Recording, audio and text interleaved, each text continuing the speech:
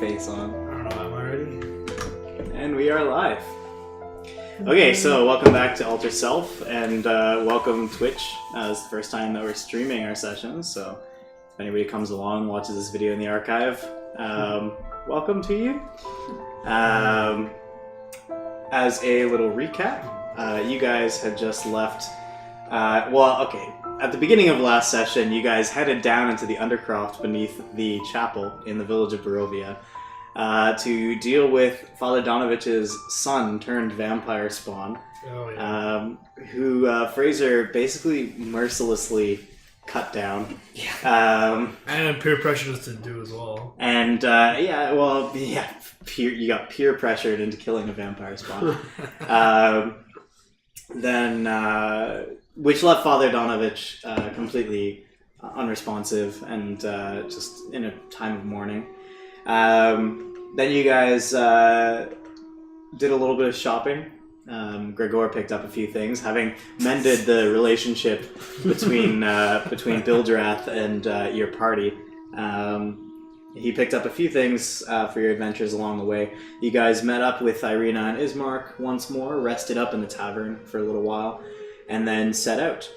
So Ismark stayed behind in order to resume the duties of Burgomaster of Barovia, and Ireena is the person that you guys are escorting to the fortified city of Vallaki. You guys set out, crossed the bridge by the Ivlis River, and headed off into the forest. And you've just come to a crossroads. It's kind of getting to be late afternoon. It's misty out. And before you kind of saw an empty gallows hanging there, as well as a small graveyard off in the distance. And you guys saw some shadowy figures kind of moving amongst the graves. Albrecht sent his falcon Erkunden to investigate. And Erkunden reported back that there was about 6 figures in the fogs.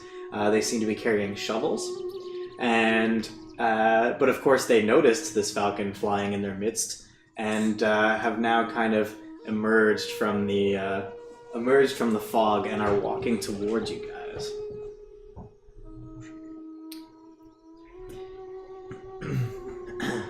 So I'm going to bring you over to this map here. It's going to be, for kind of like generic encounters, there's going to be like this kind of generic battle map that I'll often bring you guys to. You guys can use your imagination for your surroundings. So, are there surroundings, or is this the sand like? So on the side of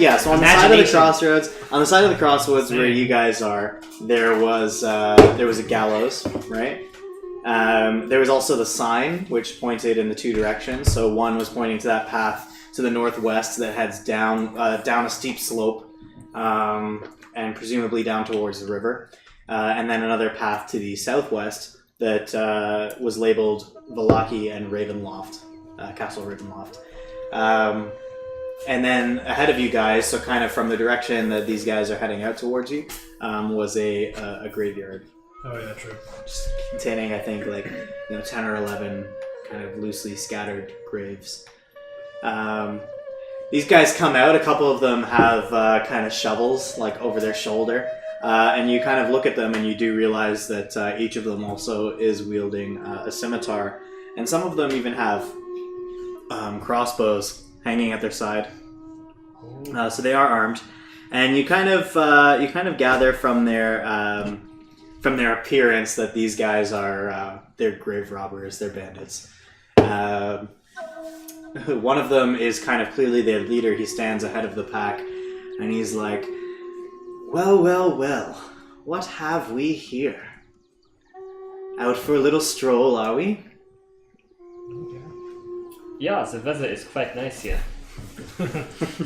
He kind of looks around and laughs, and he's like, "Tell me, what brings you strangers to this land?" We are just going to Vallaki. We could ask you the same question, friend. He's like, he motions to the people behind him, and he's like, I would think it's fairly obvious what we're doing here. Robbing graves? Oh, when you put it like that, it sounds so horrible. I'll step forward. I completely respect your profession. Like, Look at him. these people have no use for the goods and belongings that they were buried with. That is fair. Tell me, have any of you been to the town of Vallaki before? No, the first time. Sorry, I forgot Ireena is with you. Maybe we shouldn't say that because then they could try. Ireena is kind of hanging behind you guys, and she's a little bit wary. She kind of keeps her hand on her sword, and is just kind of giving these guys cut eye. But she doesn't say anything. She keeps quiet as you guys have this interaction. And they are like, the leader is like, tell you what, after we have finished our business here, we would be happy to guide you along your way for a mere 100 gold pieces. I'll step forward. You know what? I'm actually quite familiar with the area. I bought a place in Barovia about 50 years ago. I know. I look young for my age. Make a deception check. A baby-faced tiefling. Yeah, pretty much. Wow, man. It's not work. No. He laughs and he says, I would be well aware if you were familiar to these lands. Oh, yeah? I know that you are newcomers, adventurers, probably brought to this land against your will. Okay, I say, first you desecrate these graves, and then you threaten us. Classic phrasing. How about you pay us 100 gold, and we'll let you free. Oh. Nicholas is nodding his head. He smiles and he's like, I like your attitude, but no, that's not going to happen. That being said, if you are content to leave us to our business, you are welcome to go on your way on your own. Let's let them be. I don't think so. I'm fine with so. Always picking fights. Man. Picking fights. There's grave robbing. There's a bunch of bag of dicks. A bag of I tea. agree, There's a bag of but dicks. they don't deserve death. Yeah. Maybe a Doesn't seem like Or we there's can- much law enforcement in these parts. What are we gonna do? like Robocop walking They're around. taking treasures that no one is going to use anyway.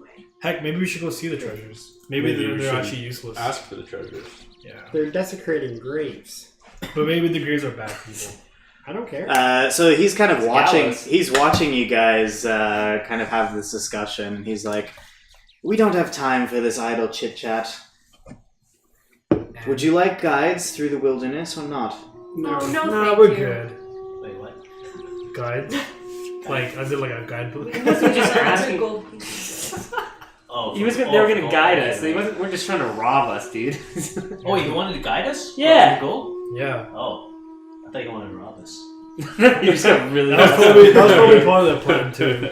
Yeah. No, They take it to the they said they offered to be your guides to the town of Vallaki for 100 gold pieces. Yeah. There's a sign right here. I don't. Seems pretty obvious. Where He we're going. he grins at you and he's like, "Oh, you think that that it will be easy following the path there, do you?" Do you think? Well, I guess not. I don't know. He looks at you and he's like, "Little one, the servants of Strahd are all over these lands. Where do you intend to set up camp? How do you intend to keep yourselves hidden? You could be dead by this very evening." Not by your hand, that's for sure. He's I'm not worried. I step in and say, he kind of takes a step forward and he looks at you like deep in the eye and he's like, "You should be." I'll take a step forward as well. oh, I'm not. A bigger step. this one. Takes you a few more steps to get as far forward because you're so short. Yeah, I pipe in. What makes you think that we believe anything that you have said so far? You're welcome to believe whatever you wish. It makes no difference to me, so long as you leave us to our business. In that case, Good day, sir. yep. Have fun. We'll be on our way, I guess. Yeah. And look to the rest of us. Yeah. That's no reason to start a fight. Yeah. Like, I ain't in no fighting shape. I'm still draining with blood. You're bleeding. I was like, my neck's bleeding. Right, Nicole got bit by Doru, the vampire spawn, and is still feeling the effects of said bite. Has not yet had a long rest since then. Yeah, so I'll be down to maybe like a campfire rest if It's you almost- want. It's almost night. Says very well, and he kind of turns back, he starts walking towards his men. He turns around and he says, very well, best of luck to you. I only ask that you do not make camp here.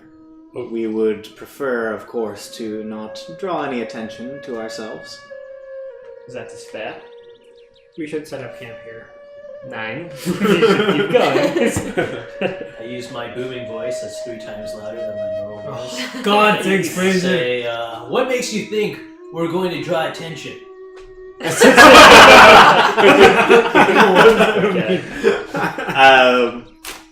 He turns around and he now he looks angrily at you, and he's like, if you do that one more time, we will slit each and every one of your throats. Do what? He draws a scimitar, God damn. and you see all of the men like tense up, and they all kind of reach for their weapons, and and he's like, do you think that we are to be trifled with? You would kill me over yelling? You're still doing it? Still with the moving voice? It's like being told what to do. You're such a little disturbing. Yeah. Zach actually They're leaving clearly my not character. good people if they're gonna kill I don't know how I us did or it. something like that. Please, I'm not why there be a shit anymore. disturber? Oh man! We're just picking fights now. Good work. Wait, Zach, I One deleted of my those tokens things. accidentally. Yeah, I'm sorry. Oh yeah, cool. Yeah, I don't know how to get rid of this thing, sorry. I was messing it up. You can select it with the.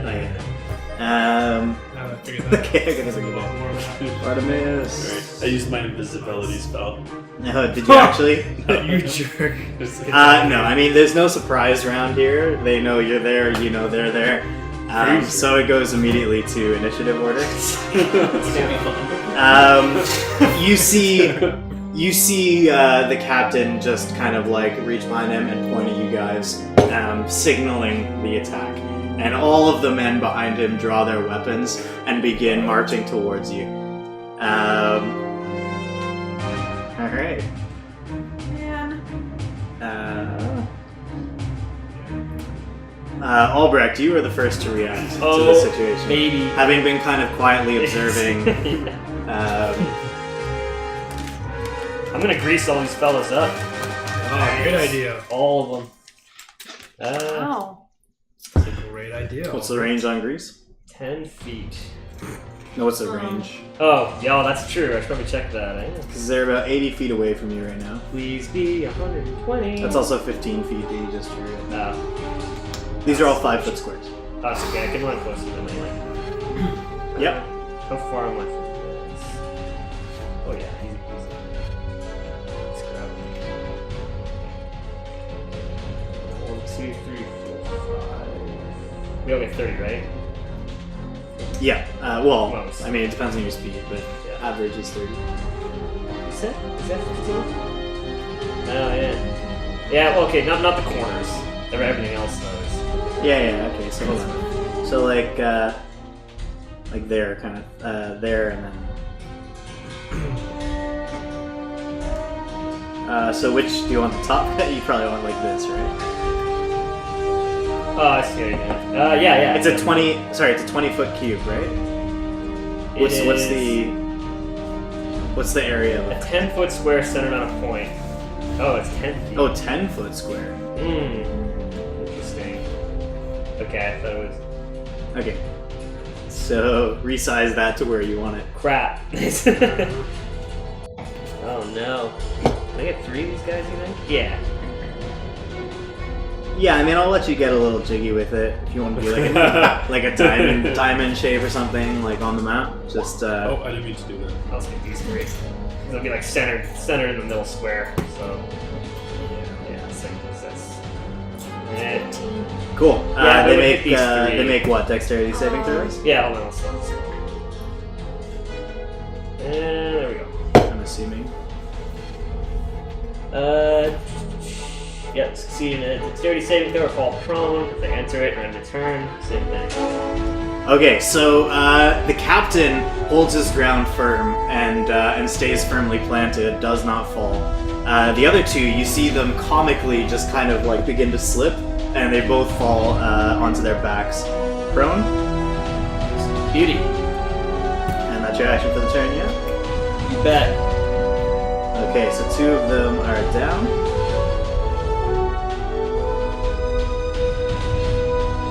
And the captain, let's see what we got here. It's unfortunate.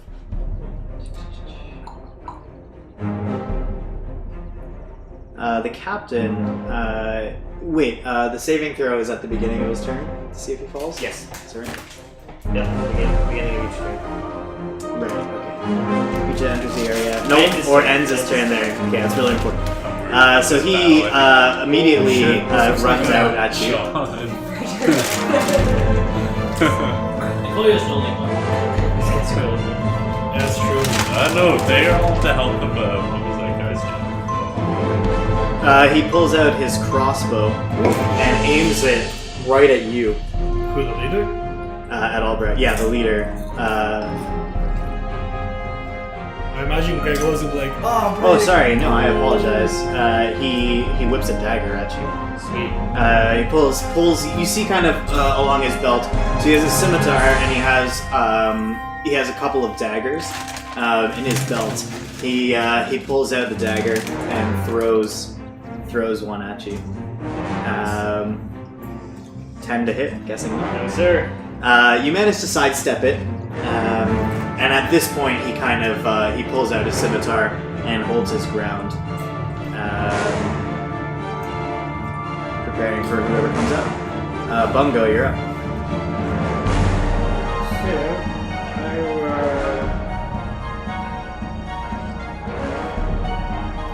run in this direction. As I'm running, I'm going to take out my crossbow.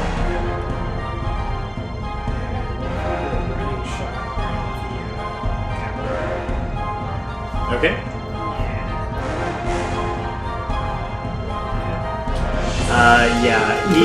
He as he's like pulling out his sword, he swipes the arrow out of the air, and it just kind of like falls off to the side. That brings it to Leaf.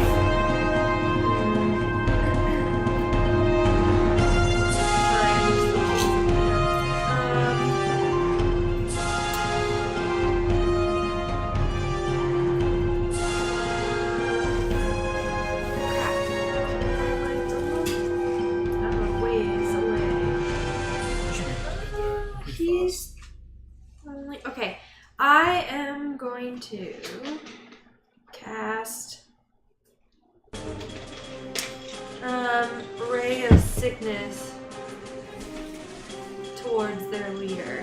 Ray of Sickness. And Okay, so you kind of see Leaf kind of raise her arms and point them both towards the bandit leader, and you see this green, sick-looking ray kind of extend out from them. The bandit captain sees it coming and sidesteps it, and it just kind of like harmlessly goes past him, and eventually dissipates into the air behind him. Moving at all? nah. I'm gonna stay where I am. Bartimaeus. If I cast Fairy Fire, it lasts for a minute. How many like turns would that be? 10 turns. 10 rounds of turns. Each round is considered to be 6 seconds in the game. And a round of turn is like everyone doing an action. Yeah. Oh, sweet. Yeah. Yeah, he gets a lot Oh. of damage. Okay. It's very strong. And is that square right there 10-foot radius?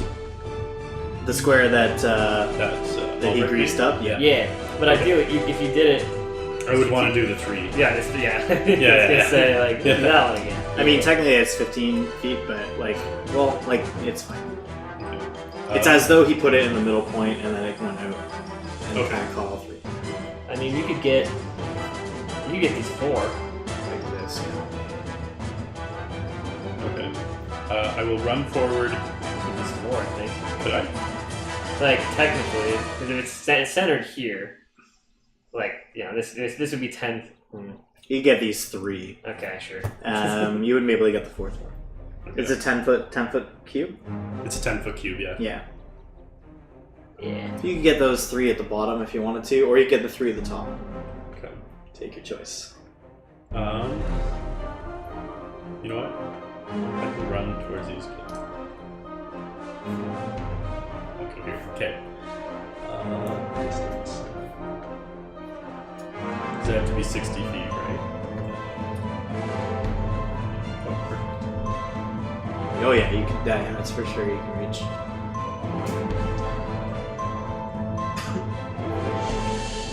Okay, yeah, I'll cast Fairy Fire Okay. into those 3. Top 3, bottom 3. Bottom 3. Okay. They each make dex saves. First one's 12, second one's 5, last one's 12. I think they all fail. Your spell save DC is probably 13, 14. Yeah. Okay, yeah, they all fail. What color would you like them to glow? Purple. Purple? Yeah. Okay, so you see, you said bottom 3, right? Yeah. You see these 3 bandits. Just everyone knows They what just that start like is. looking at themselves as their bodies just begin to emanate this purple glow. They're like really weirded out by it. I'm kind of freaking out a bit. Anything else? No. Yeah, that's it. It's 10-foot radius on this It's a one. circle So the radius, I mean, it's 20 feet total. for fairy fire. or Yeah. Oh! for- Oh, it's a 10-foot circle. radius. It's a circle. Yeah. 10-foot radius. Oh, okay. You could get all. Then of I'll them. get all of them. Okay. I'll make those So in a what second. is this fairy It is fire? 20-foot. It gives you advantage whenever you No, attack. it's a 10-foot square. They shine. Oh wait. So they're just glowing. so Mine they is a can 10-foot tell, like, square. what's going on? His is a 10-foot radius. Wait, what? Why is this radius? It's a different kind of spell. It's the way it Fairy is. fire, right? Yeah. Yeah, it's this. It's a 20-foot cube. Yeah. Mine is a 10-foot square, so that's Oh why. no! For the duration, objects and affected creatures shed dim light in a 10-foot radius. Yeah. That's different. Yeah, that's the light that they shed. The Oh. affected area is 20-foot cube. Yeah, so Yeah, they're all okay. But 20-foot cube is still Still. bigger than what he did. So you could feasibly hit all of them, I'm going to say. Yes. Cool, very cool. So the last 2 both double check also, the they also fail their saving throws. These guys are gonna So get they're just glowing. So all of them now, all of them except the captain are like glowing purple. And like it's kind of like it's bouncing off of the fog. And like it's very, very weird. It's just these purple, and they're wearing purple too. So it's just like just this mess of It's a purple. raid. You guys just see a lot of purple. Hey guys, stop fighting. That's free. All of a sudden, he pulls out his harmonica and flute and he starts playing or something. No. play some trance on that thing, buddy. At this point, Ireena Yeah, why not? Ireena is kind of muttering behind Gregor and Fraser, and you two hear her. Gregor and Fraser hear her say, "Like we should have just left these men alone." And she pulls out her sword and heads 30 feet up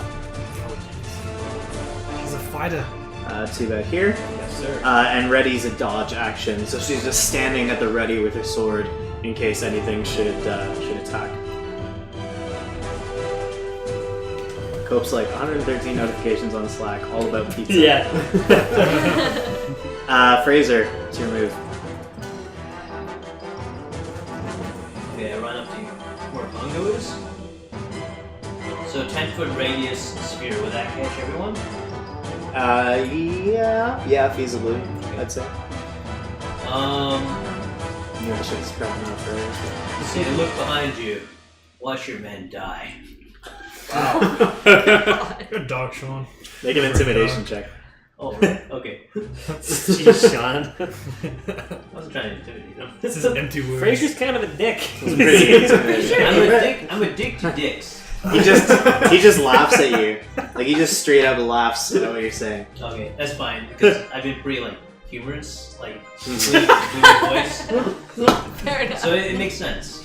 I'm joking around. He's just like a little kid just annoying him. And then I cast.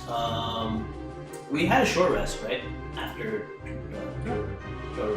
did. Yeah, we did. Okay. Yeah. I cast. Oh yeah. Yes, he had a short rest, not a long rest. Cast Shatter on Can them I still cast first level spells with at second my level? channel. Yeah. Oh, okay. Totally do. I cast Shatter on them with my challenge Two ability, which spells. maximizes the damage. Yeah, Okay. because you have separate slots. How many times for can you each use that? level of Per, spell. is it per short Okay. rest? Per short So you rest. cast one of Okay, these. cool. Each So each of them makes a slots, Constitution cast saving. one of these, Yes. Saving throw. Some Can of I- your- Can I use level 2 to cast? 10, 10, No, Oh. not unless 14, it's a spell 6, that you can cast at 15, different levels. 10, 10, Oh, okay. 14, 6. Think. So I think one of them makes Because it, then I can probably. use invisibility. What's your spell save DC? 13. Two of them make it. Okay, so the two, actually both the prone guys make it somehow. Weird. I guess I like kind of dodged the. Yeah, Well, they're Constitution, not Dexterity, right? So it's basically like they just Oh, okay. they manage to fight through it. They Oh, kind of ready themselves as they're getting up. So they take half damage though, right? Yeah. So what's the total damage because of the 24. Whoa. 24? Yeah. Holy shit. Damn. Woo. What did you cast? I didn't see. Shatter. Ah, Oh yes. crap! Oh, Every short rest though, I can maximize this damage. Damn, son. And they're Sorry. in like the perfect spot right now. Pop, pop. wow. Okay.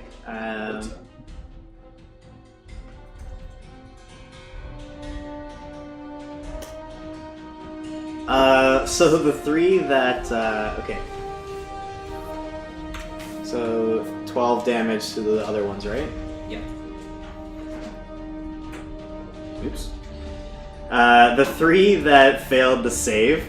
So the shatter spell is what?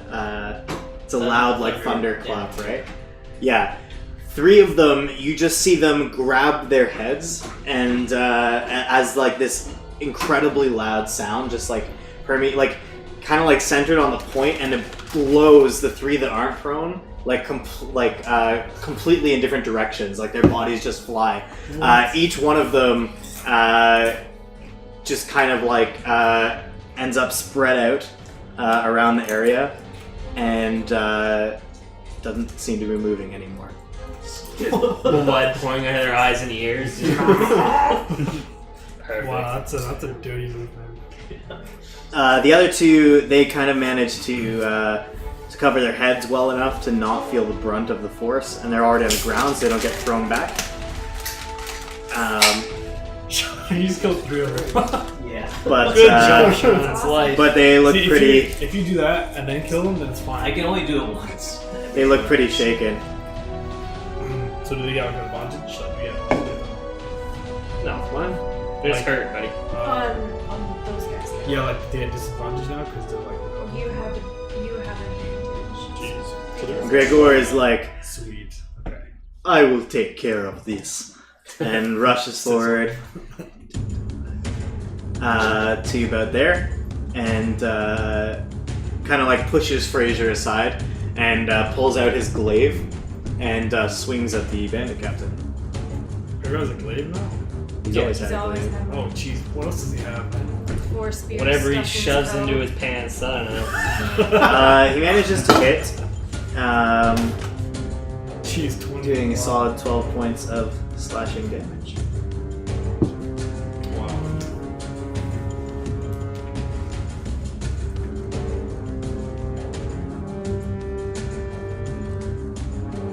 At this rate, I don't have to. For those of you watching on Twitch, Gregor is a player who's not here today, so I will be playing this character. How many viewers do we have? Sorry? How many viewers do we have? My buddy's viewing from the Gilded Dice. Oh, okay.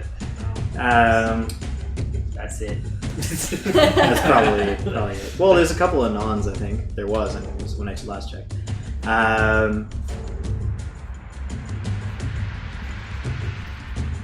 Nikoa, you're up. Oh, it is my turn. Yeah. Oh, jeez. Okay. Okay, so I think I'm gonna move up here. Just move next to Ireena, because we gotta protect the lady. I don't know if she means any protecting. You never know, okay? This is a suggestion. And then I think I'll do a sacred flame on The captain? this captain over here. Cool. Actually, are those guys still greased up? They are, but Sacred Flame is not actually fire, right? It's radiant damage. That's lame. He makes a saving throw. So I believe that's no damage None. for Sacred Flame. So you kind of call forth, you run forward and you call forth flame down upon him. He sees it coming and he steps out of the way. And the flame just kind of harmlessly dissipates into the ground. Oh, that's lame. Anything else? No, I'm something that chiller. Okay. The two bandits, they get off their butts. They kind of like looking at themselves, like glowing, and you just see kind of like this mix of confusion and rage in their faces. They stand up. They both kind of step out of the like greasy area that they were in, and they both pull out crossbows. And one of them aims at Fraser, and the other at Albrecht. That's fair. 14 to hit Albrecht. No, sir. No? Okay. Major. Oh, nice. And 12 to hit. No. You guys both dodge out of the way of their arrows. They're a little bit distracted, I guess, by being greased and then shattered, and then you guys are beating into them pretty hard. Albrecht. I've been painted in purple. Yeah. Right. Albrecht, your turn. I'm gonna shoot a firebolt at the top guy in the back. Okay. Yeah, you hit for sure. Finally. Nice. It's been a while. Has been a while. You see this firebolt, emanate from Albrecht. It flies out, hits the bandit squarely in the shoulder, knocking him back down, and leaving this big, like, burning hole in his chest. And he does not get up either. Okay, nice. And I'm gonna go. The bandit captain is looking pretty pissed off, maybe a little bit scared. Because you have in fact wiped out most of his men. Then I'm gonna stand behind Bucko. It's not gonna help very much. I can cover your shins. Yeah. The captain rushes in towards Gregor. I hope he had his health correct before. You should be full health because you never got hit against Hero. Right. Okay. He runs up and retaliates against Gregor. He pulls out. He has a scimitar in one hand. He pulls out his second dagger in his other hand.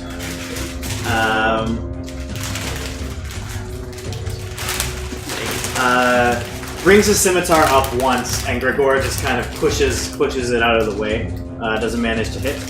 Swings it again, and Gregor brings it in the other direction, manages to block it, and then he stabs forth with his dagger, and manages to get Gregor kind of squarely in the stomach. Not very deep, but makes a cut, dealing 5 points of piercing damage. They're like, yeah, my muscle pain, bring it. Bunga. So I'm still running towards everybody here. So I'll Yep. take out my battle axe, and while I'm running by the captain, I'm gonna try and swing at his legs. His legs? His legs, yeah. They're all guys. They're wearing purple bandanas, purple. It's a very colorful clothing. Yeah, you just managed to get him. He tries to dodge out of the way. You manage to swipe at his leg a little bit. Okay, so I'm gonna use my trip attack on him. Okay. So there's that much damage plus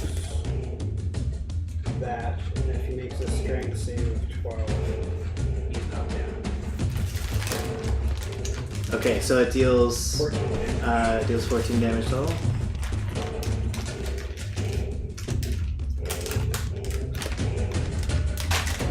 guy should Or so is be your dead Nikolai by now. now? Yes. And makes a strength save. Dude, this combat's been like 2 rounds. Still, I mean, we've knocked out half of them. He makes the strength save.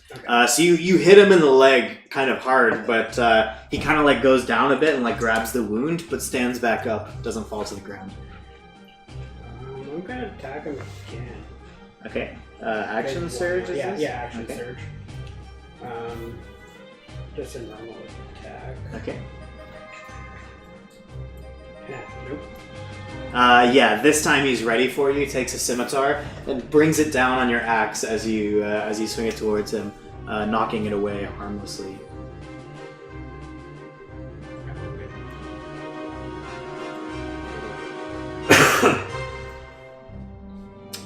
Okay. Bringing us to Leaf. Alright, so at this point, I don't like this dude, I guess. So I'm gonna run up. I don't like this dude. I'm gonna run up to him. This dude that did nothing to you guys.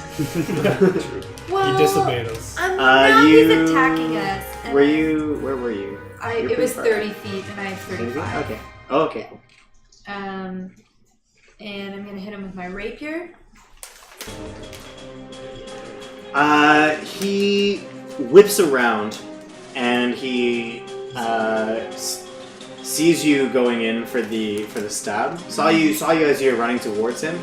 He uses his parry reaction to just completely hit your rapier out of the way. Whoa! Fight it. I would also like to claw him, punch him, essentially, with my Unarmed. other arm. Okay, so you just want to like swing your I fist get at an him? actual yes, and because of my claws, I get extra ideal slashing damage of 1d4 plus my strength modifier. So you wouldn't get your strength modifier because it's an offhand attack, but you will get the Okay. 1d4. So you can make an attack roll. Still. No. So an attack roll first. Oh, So roll a d20 plus your strength, right. plus your strength for the attack, like to see whether you hit. Yeah. And then you'll deal 1 damage if you hit, basically. 1d20. Yep. Plus your strength, so plus 3 or.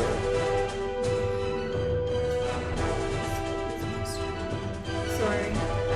Ow. Minus one. Beautiful. You try to claw at him, but he's kind of keeping his body a safe distance from you. You can't quite reach him. Your claws just kind of swing at the air harmlessly. Bartimaeus. Alright, I'm gonna call towards the captain. I'm just gonna say, the irony it'll be when we're the ones looting your dead body. Oh, nice. There's his mockery. Danny actually is a savage. Wow. Savage. He fails his wisdom save, so he takes the 1 damage and has disadvantage on his next attack. Yeah. You hurt his feelings, Danny. You hurt his feelings. Poor little guy. I mean, it's true. Takes the 1 point of psychic damage. Ugh, my feelings. Fraser. No, sorry, Ireena gets to go. Keep forgetting about her. Ireena rushes up, and she takes out her sword, her long sword, and swings it. She manages to hit, but it kind of glances off him a little bit as he steps out of the way.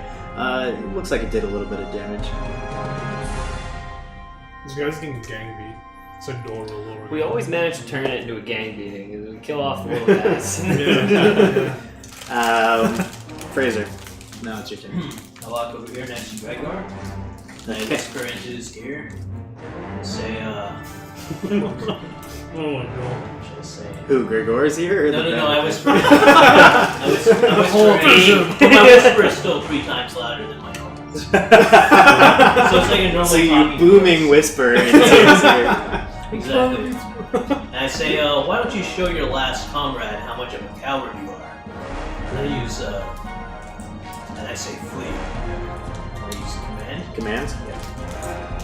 Blowing all our spells. Guys, I'm just saying, can we make this guy like We already have. a servant? He can like take us to. Now we're taking slaves. Yeah, he fails. Can He we fails. can we take in slaves? I use fleet. Yeah. Gregor. Oh my. Gregor hears you kind of whisper this 3 times louder than normal, and he's like, huh, he won't have time to flee. And he brings his glaive, glaive straight down. God damn, Gregor. Is that an attack of opportunity? No. No, he's not moving yet. Oh, okay. This is on his turn, right? We went over this last time. It brings his glaive down, but the bandit captain manages to just kind of hit it aside again. And now Gregor is a little embarrassed. Nicola. Let him flee, right? Oh, okay. I'm gonna shoot some sunbolts at the other guy who just watching his friend die. Sure, what's the range on that? Let's check. If it's 60 feet, you're good.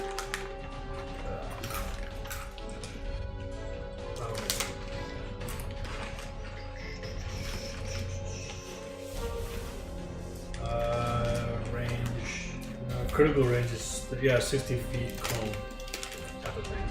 Yeah, 60-foot cone. So I'm good. Sorry, for your sunbolts? Yeah, radiant sunbolt.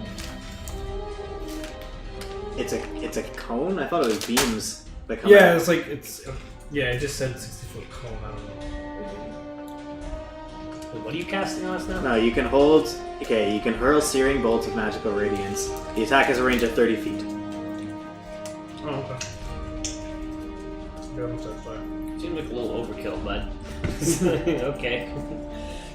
It's basically just like for his monk class. Oh shit. It's basically just a ranged attack. Like it's not OP or anything. Oh, it's that's just dope. like it's Yeah. basically just he gets a ranged attack.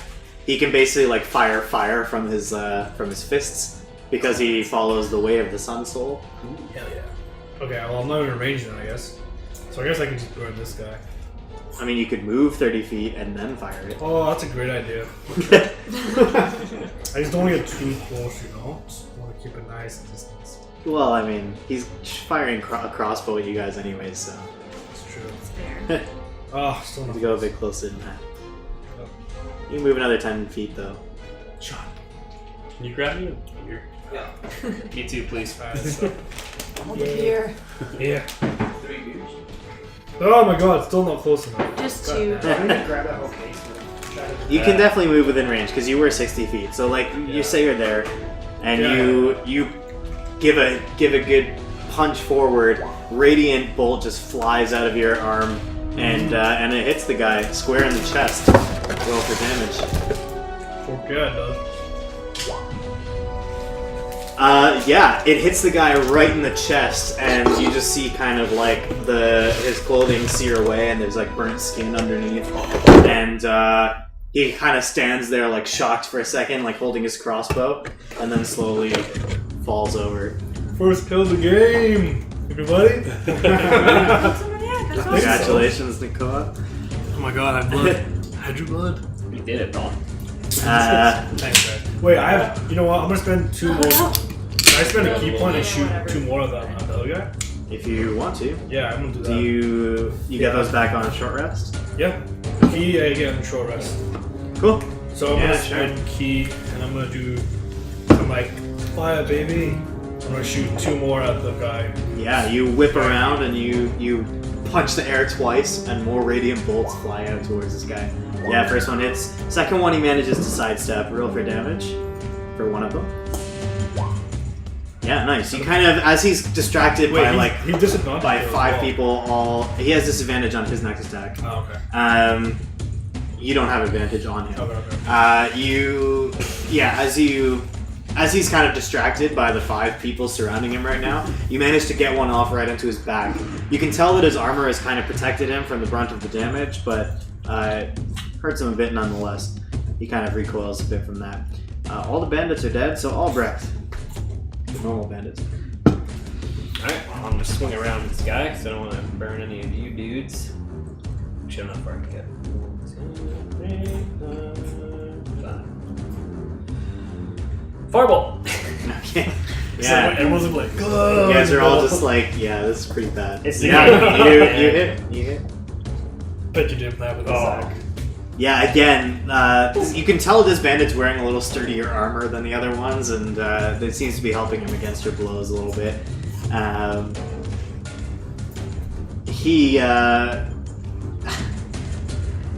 He kind of, the words of Fraser just kind of are echoing in his head. That command to flee, he tries to kind of resist it, but he finds that he like loses control of his body. He turns around and begins to run away from you guys. You all get an attack of opportunity. Yeah, those of you let's capture him. who Seriously, are let's within capture 5 feet. Can I go first? Wait, Alright. Fraser, let's actually capture him and use him as like a servant. He could actually be useful, like if he knows the area. So Bungo swings, gets Oh, a come on, Bungo. slash. He's Bungo swings, gets a slash Dude, in the back. think about him. We can use him. Fraser swings his glaive, also hits. You guys have to think ahead. This guy's like already dead. Like, Yeah, we exactly. all So have our we can- weapons in him. Yeah, Right? exactly. So more likely for him to obey us in the future. Alright, it's up to you guys. I already killed someone. I'm not gonna attack him if he's running. You're not gonna attack him? I am not. Because Okay. I was only attacking Fraser, because he was you get your attacking my glaive friend. in good. You Bungo feel did. like a solid flesh against the against your weapon. Irena's gonna try to knock him out. Yeah, knock him out. Good She call. takes the back end of her sword, swings it down,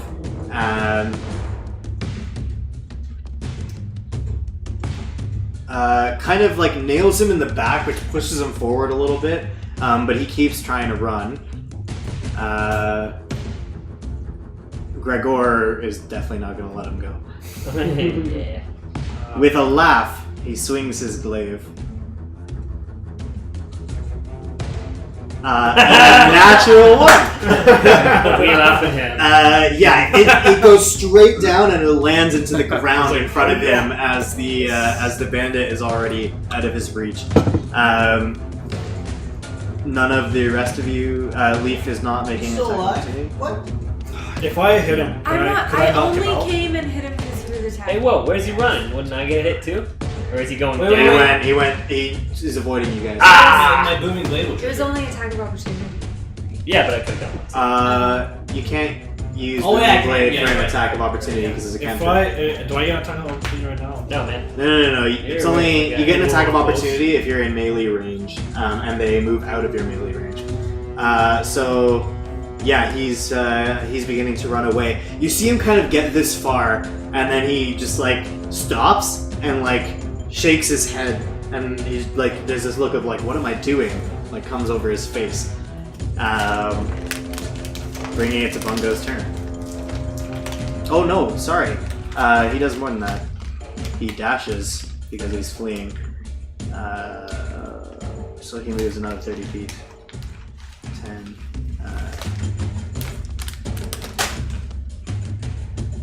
Runs kind of around the greasy area and dashes away from you guys. Bungo, your turn.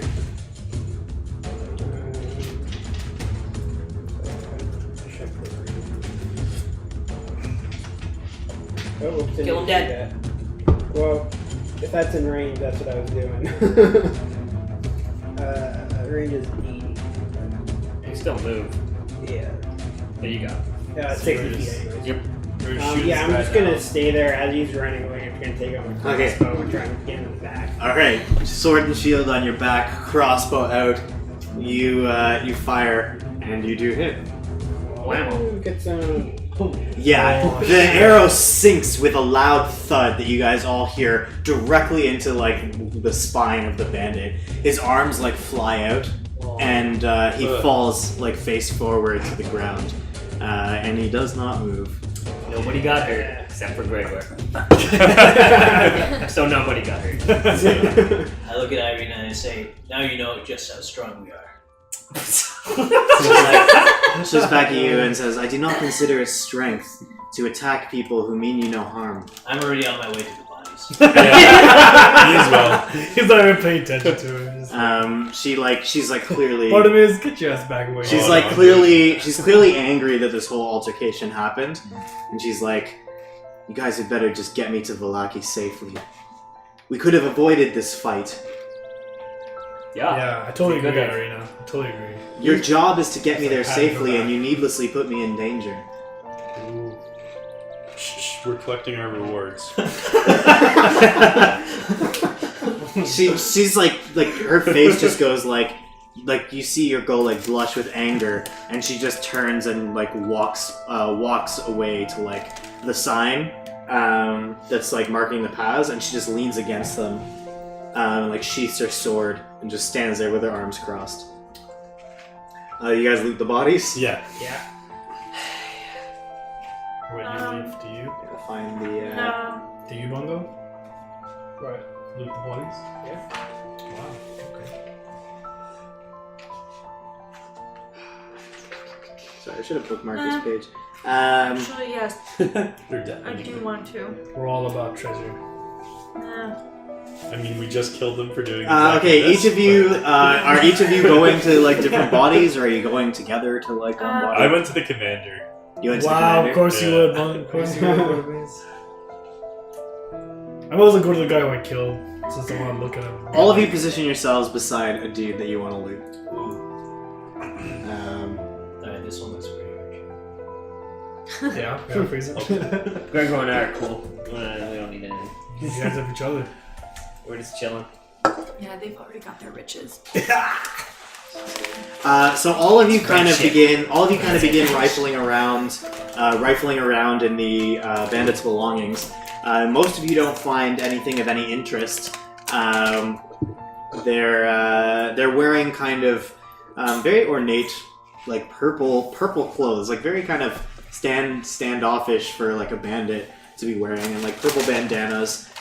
Each of them looks very kind of suave, although not so much suave now that they're bleeding, lying on the ground. Not so small. You guys, there's like scattered shovels around the ground around them, and each of them is holding a scimitar and a light crossbow, except the bandit leader, who has a scimitar and a couple of daggers, one of which is on the ground, kind of where it had been thrown at Albrecht. Leaf, however, you find a coin pouch, kind of within the folds of one of the bandits' robes. You pull it out, and inside, Is it not coins? it is not coins. Yes! Inside you find 8 small gemstones. No. Each of them, they're like varying different colors. Okay. And each of them is worth about 50 gold pieces each. Oh, damn. Holy. Do you want to share that? I'm just gonna take one, and then I'm gonna kind of toss it on the ground towards catch it. everyone else and be like, alright, whatever. Nothing of interest here. I say, I'll run guys, after it. we should return these gems to the graves. Oh, yeah. Pick up my gem. We do not know if they came from the graves, Fraser. It looks like it. We're What on are they, graves. grave gems? They gave Are me they this. Are the gems dusty? No, they look to be in decent condition. Nicole will take his gem, because he's a very poor guy with not a lot of You make a good point, Albrecht. And I pocket the gem. So Yeah. each of you pocket take a one gem. too. Okay, so there's 8 gems in total. Gregor will happily take one if you guys offer him one. Van the piece? I won't stop him. How much are they? There's 8 though, and there's 7 of you, so they're each worth 50 gold pieces. Who wants the last one? Just give it to Ireena to make her happy. I don't know. She should be too interested in that. Well, we can always ask. Let's offer it to her. Did anyone else find anything interesting or different on their bodies? I can take his daggers, right? If you'd like to. Are they throwing daggers or just daggers? All daggers are throwing daggers in this universe. Oh, cool. Is there a nearby grave? Yeah, like kind of beyond where they stepped out of, you see the graveyard that they had been presumably looting. How many did he have? I start taking them and dumping them into the grave. I'm sorry? How many daggers did he have? He had two daggers. You would have to collect one from where it was thrown at Albrecht. Okay. But you search around, you managed to find it. It didn't hit him, so it just kind of hit the ground. Didn't do any harm. Just gonna bring you back to the world map. Or there we go. Took a while. So I'll grab that second gem and I'll offer it to Ireena and say this is for you. The scimitar, though. She kind of looks at it with disgust and says, "I don't need any of your blood gems." Those were not good people. And you're never in harm's way. You know nothing about those people. I know they were grave robbers. I mean, we had no reason to fight them, certainly no reason to kill them. No, they attacked us first, Ireena. Yeah. After much Alternative provoking. facts. After yelling a little bit. I'll tell you. Everyone likes a good yell, except for these people, it's a little strange. They wished to not have attention drawn to themselves, something which I would kindly remind you that we also are not looking for. You are putting us all in danger. You are provoking fights that do not need to happen. I'm beginning to think that my brother chose the wrong group to escort me to Vallaki. You make a good point. We'll try and calm down a little bit next time. Yeah, I mean, look In the meantime, Bungo, I could use that gem. We all could. Rock, paper, scissors over it? Alright. Wait, hold on. Why don't you just finesse him and like persuade him or something? Rock, paper, scissors. Does someone have like dice or something? You want us to How rock, do we paper, do scissors? this? I just play rock, paper, scissors. Okay. Alright. Rock, paper, scissors. Oh! Yeah! Nice. Good game, good game. Bungo pockets the second gem. Each of you has one gemstone with 50 gold pieces. You can basically automatically convert that to gold pieces the next time you enter a town, if you would like. Okay.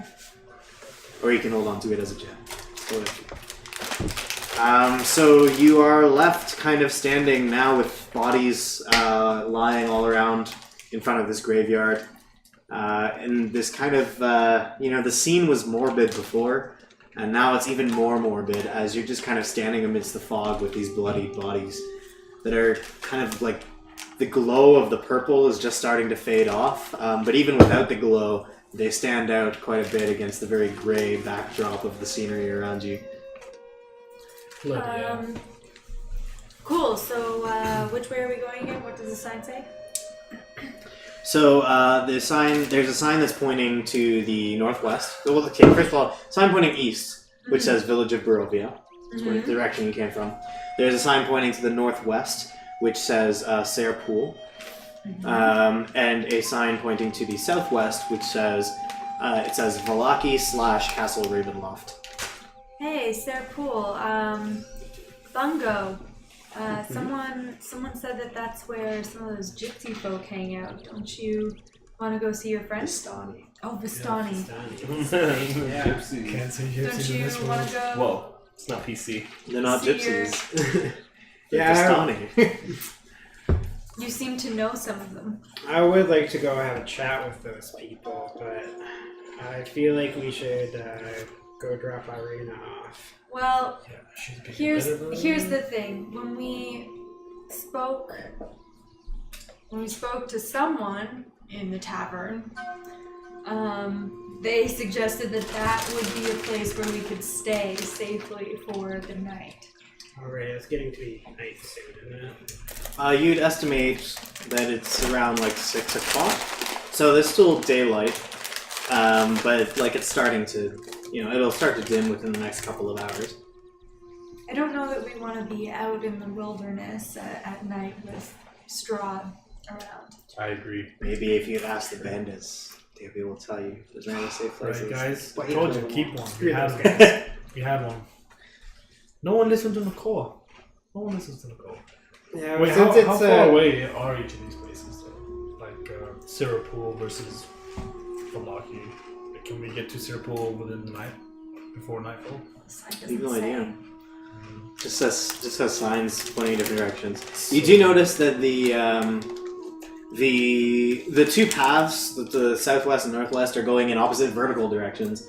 So the path to the south, the northwest, is seems to go down like a steep decline, presumably down towards the river, because you guys know there's a river kind of flowing through this area, and you just passed kind of the riverbank, about half an hour ago as you're walking along the old Svalich Road.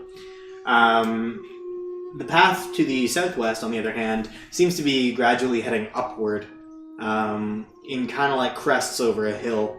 You can't see beyond it. I think we go towards the river. I feel like if we go to Serpool, there'll be someone there who can at least give us some information about being out at night. Or before visiting Strahd, right? But that means then we have to deal with Ireena longer. And she's not too happy. Wouldn't she rather be safe at night? Well, Yeah, we're assuming whatever We Cyril should ask pulls her will be if she knows the safe. place well, right? Yeah, Ireena. Yeah, actually, let's just let her decide. Ireena, I know that you want to get to Vallaki quickly, but perhaps going and sleeping with the Vistani or asking them what they know would be helpful. She's still kind of like grumpily leaning as a sign, but at being directly addressed, she kind of stands up a bit and says, "Me and my brother have never really ventured outside of the village of Barovia.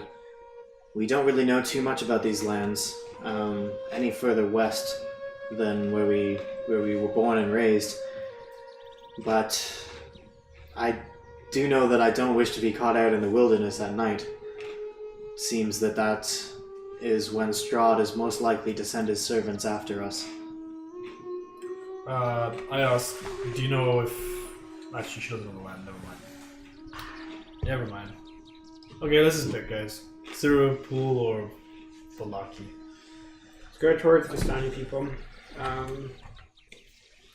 Then we might be safe tonight, but we should still definitely keep an eye on those people. They're the reason why I'm here. At least I'm pretty sure they are. Agreed. Alright, let's do it. Sure. Let's do that. So we're gonna go to Serapul, okay? Ireena, is that cool with you? She's kind of motions towards the path and says, "Lead the way, Alright, Bongo, let's go. oh brave adventurers," Yeah. she says with a hint of sarcasm. Har har. Not phased, bro. Not phased. Okay, so you guys begin heading down that path, and it kind of slopes steeply downwards, as I mentioned. Let me call out my notes here.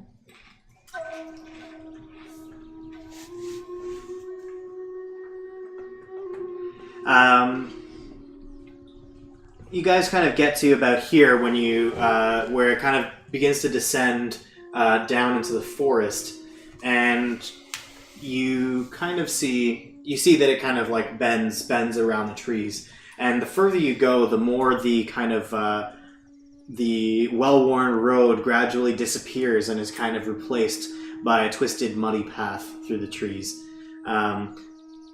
As you kind of progress further and it becomes more and more muddy, you also begin to notice that there are deep ruts in the earth that seem to bear evidence that there have been caravans coming and going, wagons.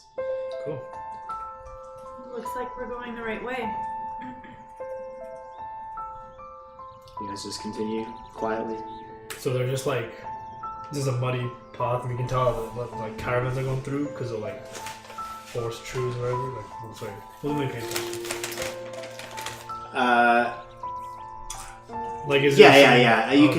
can tell as you kind of reach the forest that you reach the forest edge that the path gets muddy and starts to wind through the forest, and it looks as though there have been wagons that have been pulled back and forth on this road.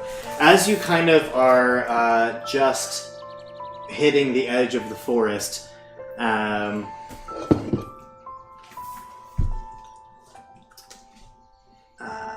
you guys hear a creaking noise behind you, kind of loud and echoing through the opening that you guys are in. It appears to be coming from the gallows. This catches your attention, and you turn around, and where there was nothing before now hangs a lifeless gray body. see a picture? Do you have a little picture for that? I Or... do not know. It's your imagination. Imagine. So wait, we're walking, and all of a sudden You're walking away towards the forest edge and towards this path into Right. the forest, Okay. and you hear this creak behind you. You turn around, catches your attention, Yeah. and you distinctly recall that when you arrived in the clearing, Yeah. there was Just the gallows was just there with a rope just hanging there. There was no body there. You hear a creak. You turn around, and this lifeless gray body is hanging from the gallows. The breeze begins to turn the hanged figure slowly, so that it can fix its dead eyes upon you. Who is it looking at? Better not be me. Directly It's at not you. looking. It's not actually looking at anybody because it's dead. Who put that up? Who put that up? However, so each of you in the distance kind of see a body that you do not recognize. Bartimaeus, it's kind of far from you, but the body seems very familiar to you. Okay, I'll start approaching it then. Okay. You guys kind of begin taking a few steps back toward the clearing. I'm assuming you guys go with him. No, I don't. No? I'm Not feeling this shenanigans again. Wait, you I'm just turn around and actually start gonna- walking? Yeah, back towards the body. You're not saying, Bartimaeus, where are you going? I'm actually gonna run up next to him and ask him. Do you know this person? I'm not sure yet. Wait, who is this? It looks familiar. I turn around and I'm like, familiar. Bartimaeus, where are you going?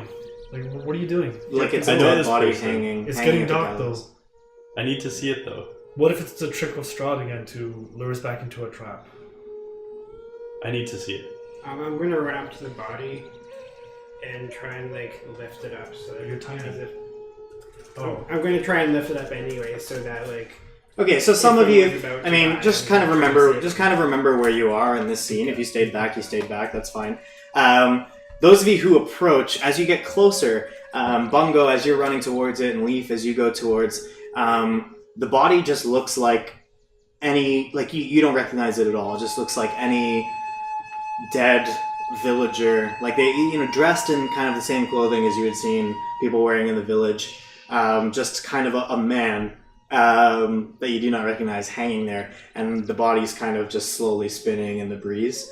Bartimaeus, as you approach, you kind of get close just as the body has its back to you, and then it begins kind of slowly turning towards you again, and you look directly into your own face, hanging from the gallows. Whoa, shit! Bartimaeus, you fucked yourself. You're filled with a sense of panic as you kind of look the body up and down. It is exactly you wearing exactly your clothes, and it is hanging from the body, its dead, lifeless eyes pointed towards you, just spinning in the breeze slowly. Your heart just begins to race, and you begin to feel lightheaded, and you actually pass out and fall unconscious. So all of you, as you guys are approaching the body, you guys are kind of walking towards it. Bungo's kind of jogging towards it, and you see Bartimaeus just stop, wide-eyed, and then he just kind of passes out, and you hear a thump as his body hits the ground. Can we recognize the body or we don't? You guys just see it appears to just be a random body. Okay. I run up to the body and do a health check. Medicine, Medicine bruh. check, I mean. Okay. Yeah. Make a medicine check. What are you trying to determine? What happened to him? Is he unconscious or is he dead? This body is dead. This is No. a dead No, body. I'm running to. Sorry. Bartimaeus. Sorry, when you said the body, I thought you meant the one on the gallows. You run up to Bartimaeus. Yeah. Yeah. Bro, you're dead, bro. I mean, you're a cleeric, but apparently you're not a very good doctor. So you go down and you feel for a pulse, and his heart is still beating. He appears to still be breathing. He's alive, Can I walk in? but he seems to have fainted. Basically. Can I walk in and be like, move aside? I'm actually proficient. Let's see what I do. Sure, I mean, you're just checking the same thing to see if... Yeah, same thing. Okay. Why is this not... Yeah, so hopefully that discovers something. There's not much to discover here. He seems to be in fine health, except that his heart rate is a little faster than you would expect somebody's heart rate to be normally. Yeah. But he's completely unconscious. He's fainted. He's still perfectly alive. Okay. Doesn't seem to be like his life is in danger. Just seems like whatever that shock was that came over his face has made him faint. I take the opportunity to search his pockets and see how much money he has. Good God, man. What? I want to see how much money you have. I know you want to tell me. Does anybody stop him, or is anybody? Well, put it this way: as I'm checking his pulse and stuff, I'm just kind of ruffling. Okay, then make a sleight of hand check Oh, okay, cool. as you try to discreetly check his pockets. Oh, it's a dex one too. It's very obvious. Like Nikola is like, yeah, he does the normal things, like he checks the pulse, checks the breathing, or whatever. But then you guys all just kind of see his hand like slip into. Hey, aren't you a monk? Yeah, but I want to know how much money he has because I feel like he's very deceiving. Well, don't take his money. I'm not taking Bartimaeus- it actually. I'm not actually taking it. Bartimaeus takes pride in the things that he thieves. You don't need So to. you You don't need to take condone from him. you condone his thievingness? Yeah, Wow. whatever gets you by. I see, but I'm not actually taking it. By the way, I'm just feeling to see how much money he actually has. Well, why do you need to know how much? Does he anybody has? stop him, or wanna just know. kind of talks to him? Maybe I don't fully trust him yet. What? As I'm going up to the body, I'm just gonna like run by and say, "Don't be a dick." I'm not taking it, guys. Why do you need to know how much money he has? You know, Nicola, I understand where you're going to have with this. To me, right, Nicole's just kind of rolling his eyes and being like, guys, chill out. I'm not doing anything. We're just like, oh wow, holy shit, more money. What a guy. So if I need a coin or two, I should look to him, but as he keeps going, I don't have them. I like Totally. paw him, like do the cat, like Yeah. then I'm like, Do you stop or keep at going? his Me? hand. Yeah. Leaf is clearly trying to get you to stop. My ears are back. are you hissing at me too? I am no, but I'm about to. Oh my god. Yeah, I just kind of like put it back because I don't really care. It was just more of a Curiosity thing. curiosity thing. It's to determine his character. Yeah, Nicola kind of rolls his eyes, but pulls his hand out of Bartimaeus' like robe and does For a not guy care. that wanted to jam, I was like, okay. Can I try to wake him up? Sure. Can I slap him in the face? Yeah. What kind of check? You don't have to do anything. He's unconscious. You grab his chin and like kind of like center it, you know, so you get a good like thing, and you just slap him across the face. He doesn't budge. Slap again. Yeah, so the other side this time. It's like, Slap him. Head's just like flopping back and forth as you're slapping. Can we take turns? Can we take turns? Nicole's like, "Yeah, we'll do this." He does not appear. He doesn't wake up. We have no time for this. Gregor, grab him. Let's go. Yeah, good point. Gregor's like, as you wish, Albrecht. And he just lifts Bartimaeus and like fireman. No, that's not fireman. What's the like around the back of the head? Yeah, fireman carry. That is fireman. Yeah, carry. yeah. carries this. Just No, it's I thought fireman carry is over the Right. shoulder actually. It's like over. It's like this. Yeah. yeah, So yeah. you got, like, Made your over head a fireman head over carry. here. Yeah. Oh, it's a wrestling move. Yeah, it just put me in it a Oh, lot I of guess it times. could be. Oh, anyways, Gregor like basically takes the whole body and like puts it on his shoulders, basically, and like holding it like this, and just begins walking in the direction that you guys were headed. Yep. So the body that's hanging, like how high off the ground is it? I'd say it's about like 4 or 5 feet off the ground.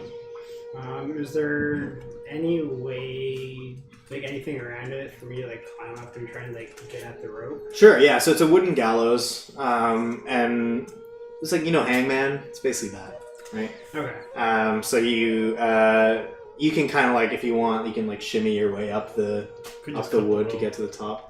Yeah, like, I just want to get him down. So if there's like a rope like hanging down anywhere, yeah, I just want to. Yeah. So Yeah, you kind of examine the gallows. You see that the rope is kind of it goes up around the top and then kind of comes back down and seems to be attached to something at the base, which is it's tight right now.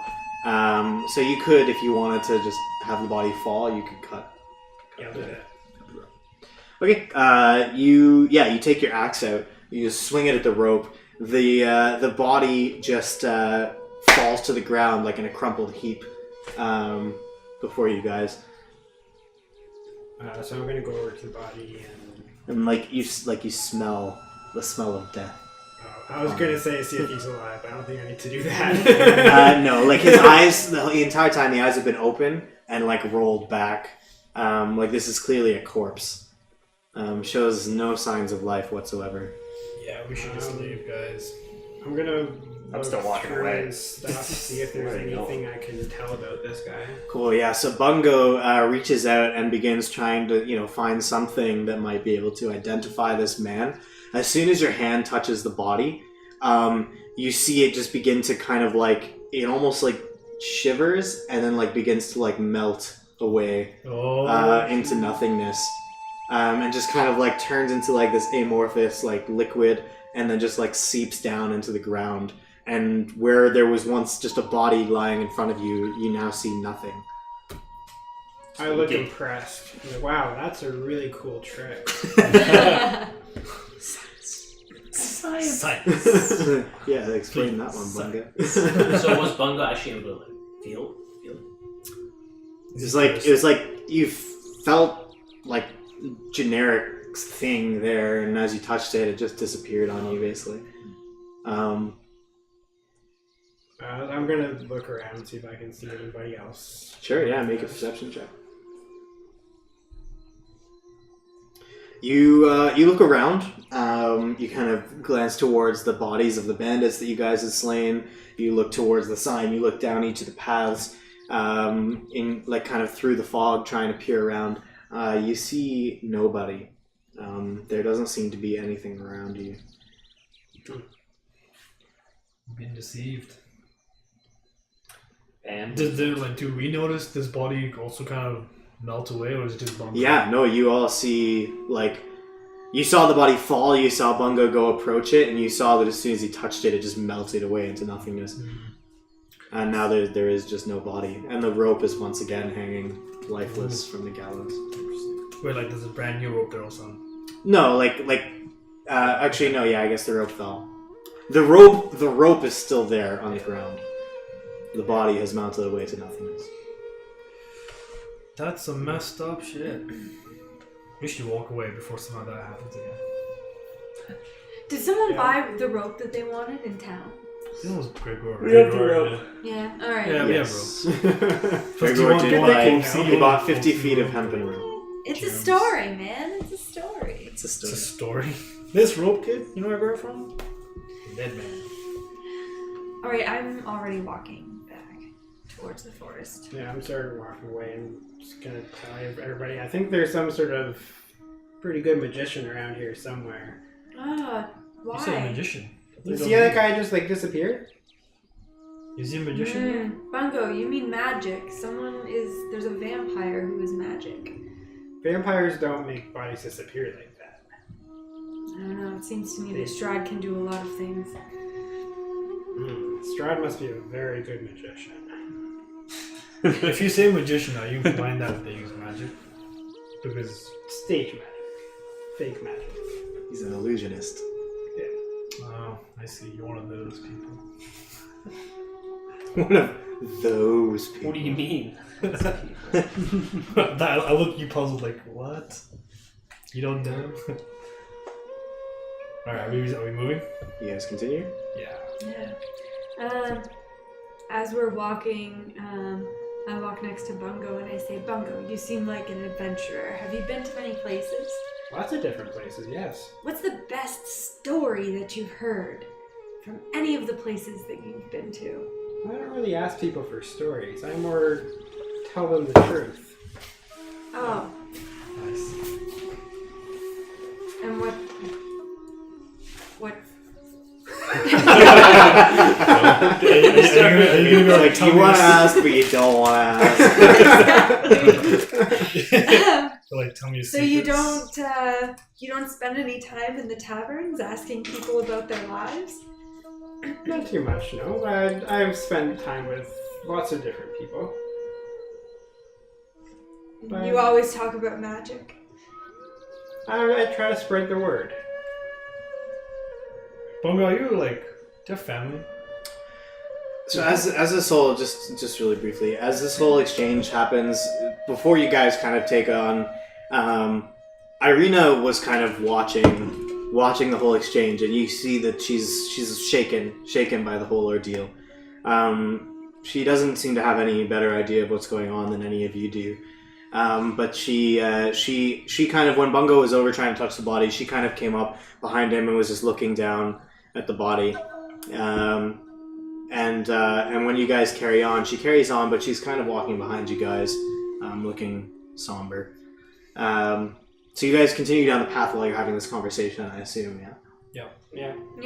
With Gregor kind of just carrying Bartimaeus on his shoulders. Yeah. Mm-hmm. Sorry, continue. Yeah, I have a family. I have my dad died when I was young. I have a mother. That's it. Okay. So no kids or anything, right? No, not. But how am I? One sec. No I worries. think I'm still like somewhat young.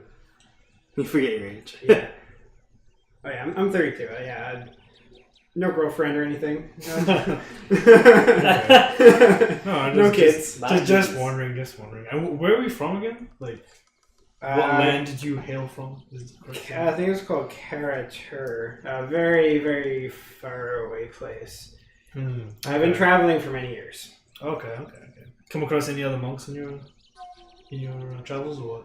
Yeah, probably. I came across some elves a while ago, though. Some Those are elves? some interesting people. Oh, okay, cool. Elf monks or just elves?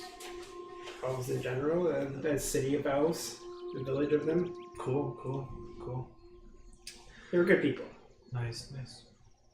As you guys get about 10 minutes of walking down this path, you see the trees kind of begin to open up, and you see kind of this muddy trail along the riverbank, and you see kind of to your right a big kind of pool that you assume is a Serre pool, where the river kind of opens up into this large body of water beside you. Around this time, as you're kind of emerging into this area, Bartimaeus kind of stirs back to consciousness and realizes that he's being held by Gregor. Let me go. Gregor's like, little man, you are awake. And he takes you off and like sets you down on your feet beside him. What happened? You fainted. How?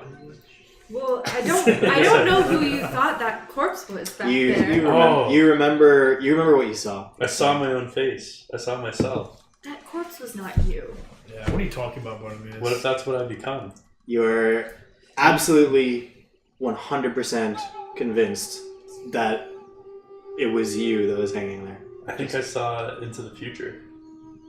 Are you afraid of dying, Bartimaeus? Is it everyone? Oh yeah, are we all? No, I'm not. Death is part of the journey. You have to welcome it when it arrives. Not my journey. Maybe this is something you have to just face as reality, bro. Bro. Broiest monk, by the way. Yeah. Well, there's a reason. Usually, most monks stick together and they live their lives in a monastery. true. I kind of, I'm with you hooligans, so Alright, fair enough. kind of a little different. But no one else saw me there. No, No, that bro. wasn't you. No, man, no one did. Bartimaeus, there was some sort of crazy magic trick that was played on us. I went to touch that body that was up there that was hanging and it just disappeared. I can't even explain how that happened. So whatever you saw probably was just an illusion. Do you drink? Of course. Yeah. Have you seen this before? No, never. Interesting. Teacher. That's a good one. Hey, I gotta know who I'm traveling with. Do you do drugs? All the time. I took that Albrecht before we did. battled those bandits. I don't know what to tell you, Bartimaeus. That was not you. What? It was me though. Is there something in your past that you want to tell us, maybe, that like triggered it? No, I don't. No. So, okay. So you basically just got really scared. Is that what it is? No, I saw myself there. I don't know what happened. Do you faint often? it's like a doctor's office. Do you faint often? How's your sex life? You taking any drugs at all in the past 24 hours? No, I can't think of anything that would have led to that. Well, maybe you're just a little hungry, and I look towards the lake, and I want to see if there are any fish in the lake. Oh, not this again. But it's so late. I mean, you're like,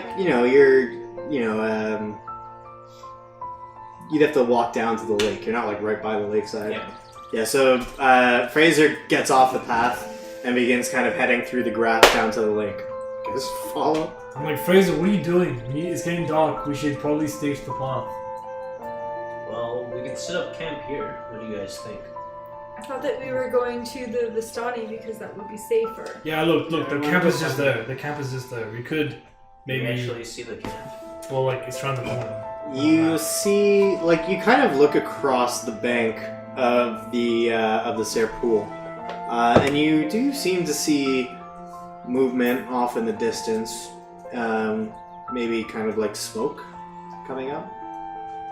Alright, let's go there. Maybe we can feed Bartimaeus some food. Like maybe they've got something for us.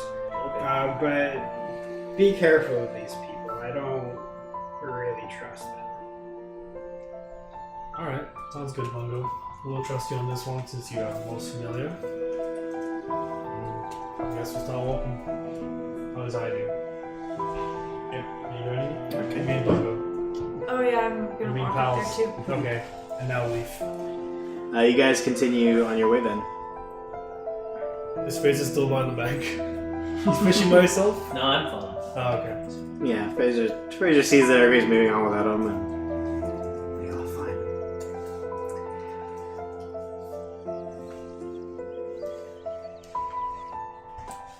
fine. So in the distance, as you guys kind of get closer, you see 5 colorful round tents, each 20 feet in diameter, pitched outside a ring of 4 barrel-topped wagons. There's a much larger tent which stands near the shore of the lake. Its sagging form seems to be giving off light from within. And near the tent you see 8 unbridled horses kind of standing by the river drinking water. You guys get closer and you hear joyful music coming from the camp. What kind of party? Right, Bungo? Maybe. You guys So not trustable. you guys approach and what you see is basically you come right up to the camp, assuming you do. You guys approach? Yeah. Yeah. Oh yeah. I'm down for a long rest if any of you guys are. Well, we'll see if we have somewhere to sleep. Okay, where's my party token? Each of these squares is about 10 feet. I'm gonna just move you as though you're all traveling together, but if you want to break off for any reason, you're welcome to. As you kind of come to this spot on the road, you kind of look to your right and you see about 12 just brightly colored, dressed men and women. They're all kind of sitting back around a giant bonfire in the middle of this area,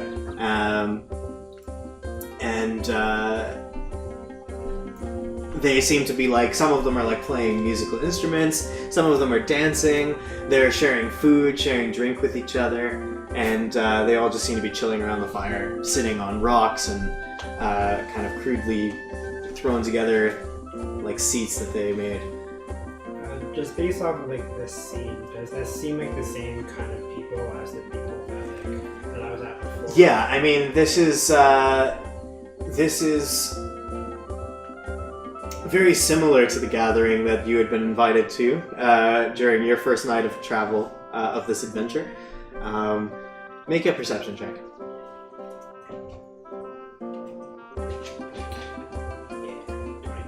20?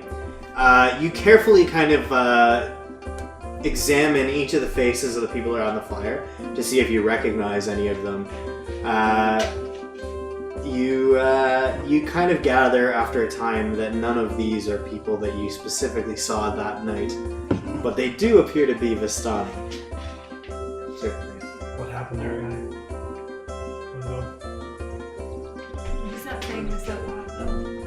Yeah, like I'm just kind of looking around. Okay. Yeah, so these seem to be the same kind of people that I've met before. Same people that I'm pretty sure drugged me. So they were very nice the entire night to me, and I had a great time. But I mean, they're the reason why I'm here. I'm pretty sure. So we could probably find a place to sleep here. A good night, but watch your backs. Sounds good. Bungo, they didn't happen to feed you tea, did they? They happen to feed me tea. No, they didn't give you Why They don't didn't give you any tea. No. They gave you they gave you some wine, but there was no, like it's not the wine that made you pass out, like you just fell asleep in the back of the caravan as you were on the road. Are there? At least to the there- best of your knowledge. Yeah. It didn't seem like it was drugged or anything. And there are tents here. There are tents, yeah, all of those things are tents. Do they look like a tent that I may have seen before? Yeah. I mean, they're very, again, you don't This one. recognize any of the specific tents.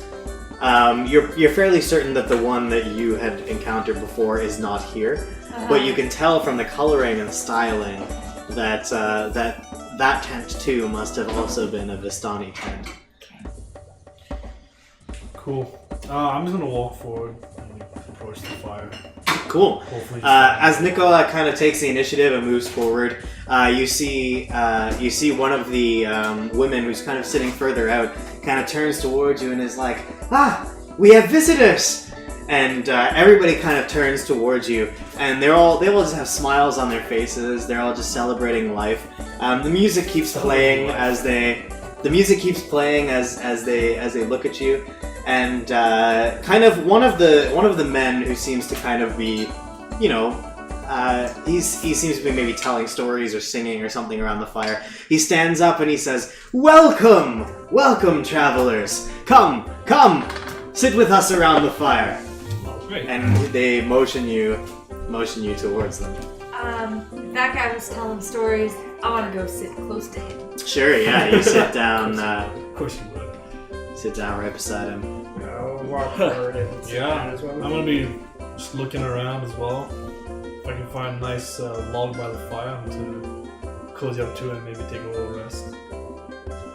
Sure, yeah. You guys all kind of take up places around the fire, and they kind of immediately, people are like handing you food and like glasses of wine, and like inviting you to eat. Any kind of food or drink that they give me, I want to inspect to see if it's drugged. Yeah, sure. Make a investigation check. Just kind of like look at the food over. They've given you kind of like just a piece of bread and like some. Just a piece of bread. Yeah, I mean it looks totally normal to you. You examine the wine, you kind of take a little sip before you keep going, and it seems to be just normal wine. Very similar in quality to the stuff you had at a tavern in Barovia. Are they drinking from the same bottles? And It's hard to eating tell. from It's hard the to tell. same- There's a lot of activity, but they are all sitting around eating. They are all eating and drinking around the fire. The sun is kind of beginning to go down. It's just kind of getting darker out, and this giant fire in the middle is just providing a nice warmth, and they seem to be enjoying their dinner, kind of thing. I guess I'll ask them stuff. Do you guys usually camp out here? Like to Just a random one. yeah, maybe someone sitting beside me. We have been camping here for a few days now. Why? Oh, it is a safe place.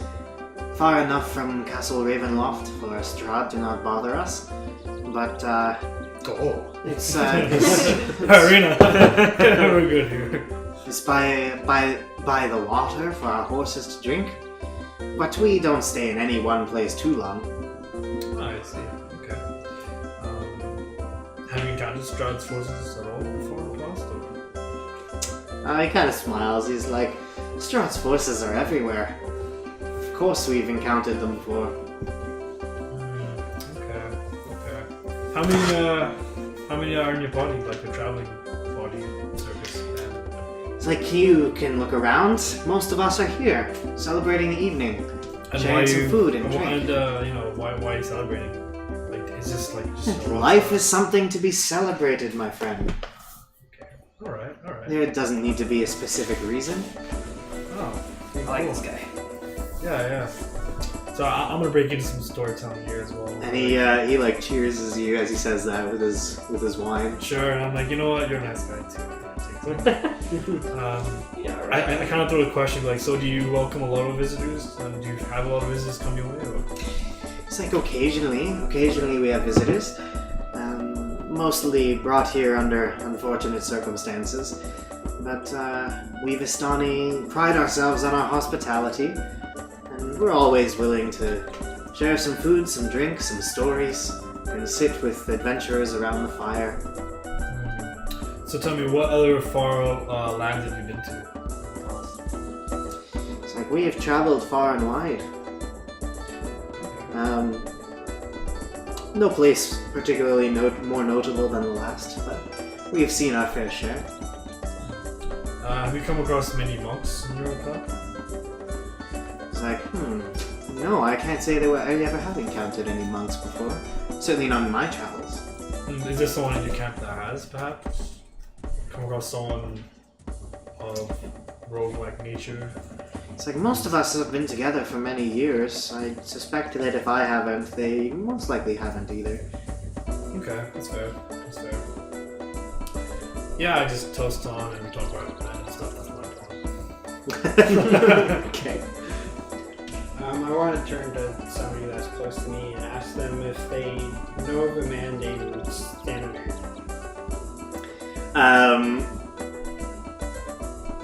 Yeah, one of you ask kind of a man that's kind of close to you, and he listens intently. He begins to shake his head when kind of a woman behind him is like, Stanimir? Did you ask of Stanimir? Yeah, I did. Well, Stanimir is well known among our numbers. He's a great storyteller. I've heard one of his stories before. He was very good at telling stories. Yes. He doesn't travel with our caravan, but he is often seen in these lands. He'll occasionally stop by, regale us with a story or two, and then go about his way with his family and his group. Do you regard him as a good man? She kind of she looks a little bit quizzical. She's like, he's a Vistani. That's all that matters to me. You see, we care very much about our own people. I think either him or someone in his caravan may have wronged me. I was with him in his caravan one night, and I fell asleep with them, and then next thing I knew, I woke up with these guys. She kind of laughs and she says, we have heard that story more times than we can count. You have been brought here under unusual circumstances, yes? Yes. She's like, well then you must speak with Madame Eva. She will have the answers that you seek. And where could I find her? She points towards kind of the large, colorful tent beside the river, and she says, why, that's Madame Eva's tent just over there. She's a powerful diviner. Okay. Thank you. I'll get up and walk over there. Okay, you just head off towards the tent? Yeah. Okay. Cool. By yourself? Yeah, I'm just gonna walk in. I'm not gonna say anything to anybody, but I'm not hiding or anything. Okay.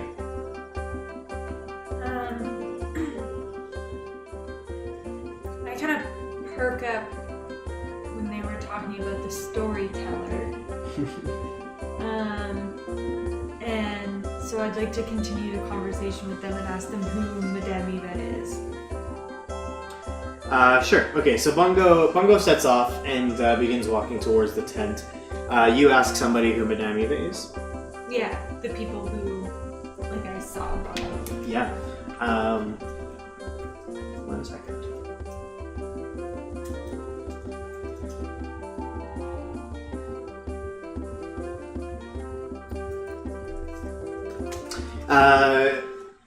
You're asking the storytelling team? Or just anybody? Just, I think the people who Bungo. Okay, sure, yeah. You kind of overhear this, and as Bungo walks off, you walk over to them, and you ask, what do you know of Madame Eva? The man turns to you this time and says, yes, you are unfamiliar with our people. You see, some Vistani women are blessed with the ability to discern certain things. Of all the great Vistani fortune tellers, and there have been many, none compares to Madame Eva. If knowledge of the future is what you seek, Madame Eva will tell you what your fate is. Does she know? Okay. Will Madame Eva know of my past as well? Madame Eva knows a great many things. She could probably... Whatever it is that you need to hear, she will be able to tell it to you. Interesting. I assume she knows many stories. Yes, I imagine she does. She has been with our people for years beyond my own. She is very old. So she travels with you? Yes, she is one of us. One of us. Who does? Cool. No way. Alright, I'm gonna let Bungo do his thing in private with Madame Eva. But I'm gonna watch for him to come out of the tent, because maybe she has some info for me. Bungo, you, so everybody else, actually before that happens, okay, so as you guys, I just want to do this way. As Bungo heads towards the tent, and the rest of you sit around the fire, you see the guy who is telling stories. He stands up kind of close to the fire, puts up his hands, and is kind of like, "Hush! Hush! I will tell another tale." And, I go and sit right in front of him. we have an eager listener, do we? Someone excited to hear the tale. Oh, that's so I Excellent, love tales. excellent. I have one. I do have one. He begins, he kind of, and like as he's talking, he kind of like motions like all the things. He's a very engaging speaker. He kind of like motions all the things that he's saying as he says them, and like acts them out. It's like, a mighty wizard came to this land over a year ago. I remember him like it was yesterday. He stood exactly where you are all standing now. A very charismatic man he was. He thought he could rally the people of Barovia against the devil Strahd. He stirred them with thoughts of revolt and bore them to the castle en masse. When the vampire appeared, the wizard's peasant army fled in terror. A few stood their ground and were never seen again. The wizard and the vampire cast spells at each other. Their battle flew from the courtyards of Ravenloft to a precipice overlooking the falls. I saw the battle with my own eyes. Thunder shook the mountainside, and great rocks tumbled down upon the wizard. Yet by his magic he survived. Lightning from the heavens struck the wizard, and again he stood his ground. But when the devil Strahd fell upon him, the wizard's magic could not save him. I saw him thrown 1,000 feet to his death. I climbed down the river to search for the wizard's body to see if, he had anything of value. But the river Ivlis had already spirited him away. That's a horrible story. Wow. Yeah, you start to clap, and you hear kind of the rest of the Vistani. They all slap as well, and he kind of slap. They all clap as well. He kind of he kind of does like a very theatrical like bow to like everybody around the circle, and then he kind of goes back to sitting with the ones who are playing instruments, and he's kind of just seems to be small talking them. Kind of as the story is being told, you're hearing kind of the beginning of it as you head towards the tent. You kind of you push aside the flap. Some manner of flame that doesn't seem to be from anything burning is casting a reddish glow over the interior of this tent, revealing a low table covered in a black velvet cloth. Glints of light seem to flash from a crystal ball on the table as a hunched figure peers into its depths. What? As the crone speaks, her voice crackles like dry weeds. At last you have arrived. And she begins to burst out laughing, and it sounds like the sound of mad lightning coming from her withered lips. I look at her funny. What's so funny? Says Bungo, you must be finding it very hard to stick to your convictions here in Barovia. What do you mean? But you have shown impressive resolve thus far. Well, magic. You are surrounded by magic. I'm always surrounded by magic. And this is It sounds like this the is the beginning figure. of like a holy. This is the figure that stands before you now, kind of the reddish glow in the tent, just kind of illuminating her old figure. She kind of wears like a bit of a shawl, and she has kind of long, thin fingers. She's clearly very ancient, and she has like some incense kind of burning at the table beside her, and she seems to be kind of peering into the crystal ball as you entered her tent. And she says, "But where are your companions?" My companions? Yeah, They're right back there. You are traveling with many, are you not? Yeah, there's a few of them. They're back at the fire. It's like, well, you must get them, for your fates are intertwined. I would have words with each and every one of them. Yeah, sure. All right. I'll turn around. All right. I'll bring the whole troop. This ain't an ambush or anything. Sure, but So you go back out. You find them all sitting around the fire, enjoying their food. Say, hey, some old lady wants to talk to us. Somebody in the crowd overhears and says, "Madame Eva, she foretold your coming. She has been eager to meet with you all." Madame Eva? More stories. And I get up and I quickly walk over to the tent. Okay, do you all follow? Yeah, I'll follow. Yeah, I'll go. Alright, then back in town we go. Okay. Each of you kind of squeezes into the tent. It's a little bit tight with all of you in there, but she accommodates. There's not very much in the tent other than kind of, there's a small bedroll kind of in one corner where you presume this woman sleeps, and the table with the crystal ball upon it. The music kind of fades into the background as the tent flap closes behind you guys. And Madame Eva smiles as each one of you come into the tent. She says, Albrecht and Gregor, you must forgive me that my accommodations do not quite measure up to what you are used to in Ryland. that is quite all right, Madame Eva. As for you, Fraser, I wouldn't fear the devil inside you here. There's nothing you could do that would be... I was just like, the what? There's nothing you could do that would be much darker than what the devil Strahd has already done to this land. Interesting. Nicola, you carry much pain. You had better be careful, lest it be turned against you. Are you still talking to me? Or? No, that was Okay. Nicola. And Leaf. Leaf. The only one of you who wanted to come here in the first place. Be careful, dear. You're so cute. Not all treasures are worth finding.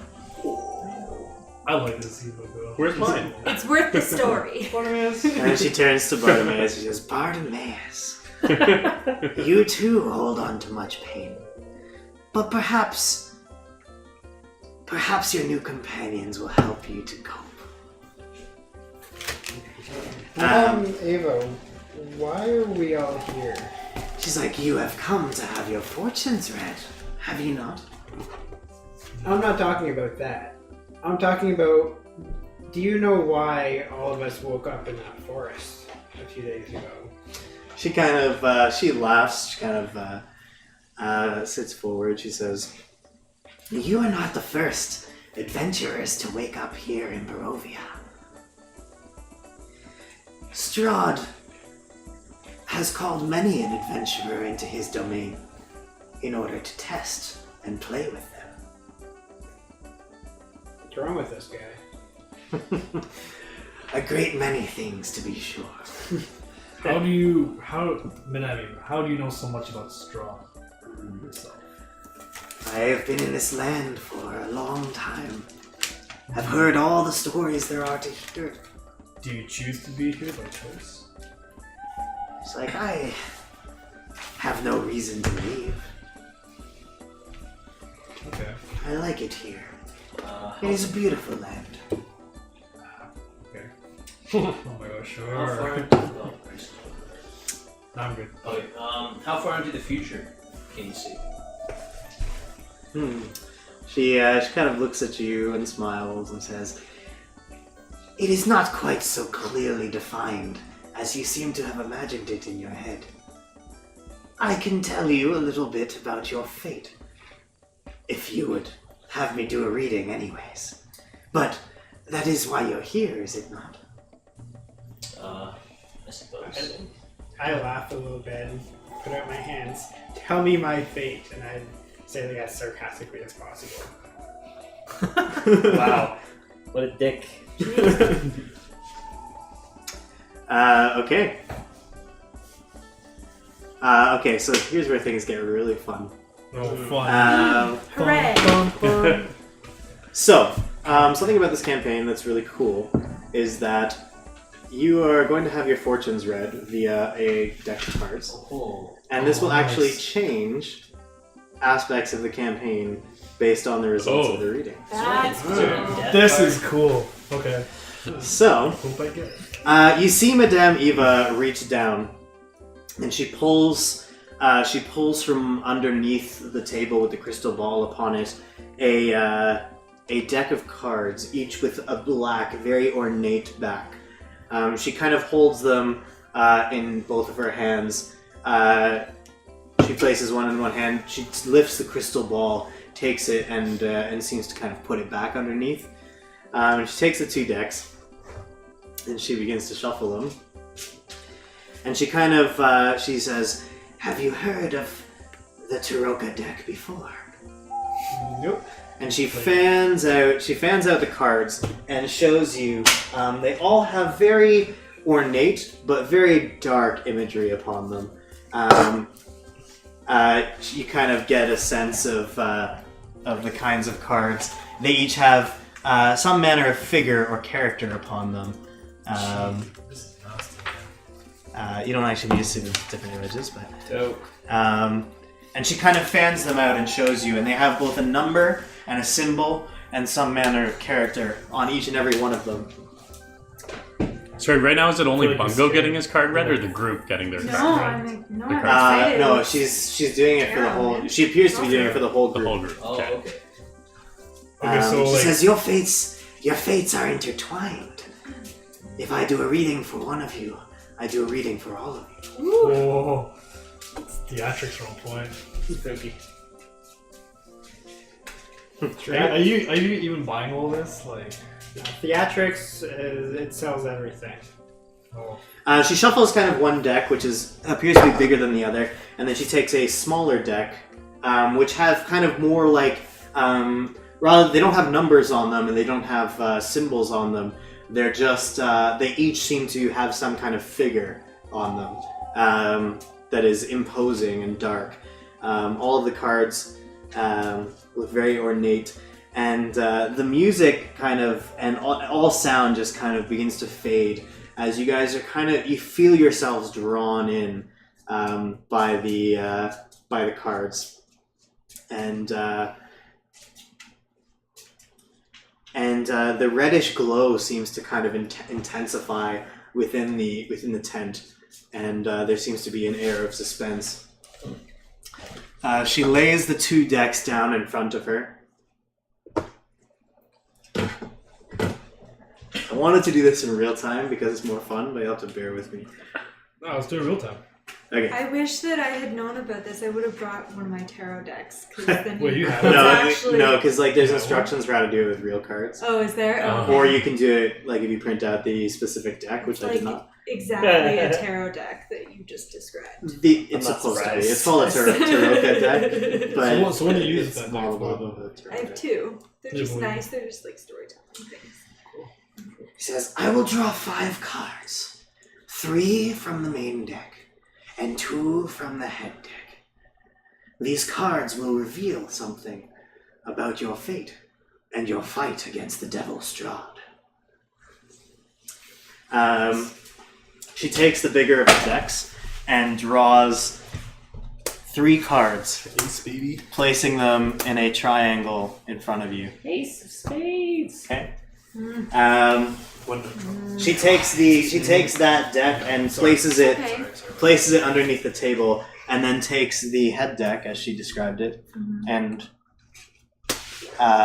places 1 card to the bottom and 1 card in the center. A Joker. I saw a Joker. Yes. That's so you do.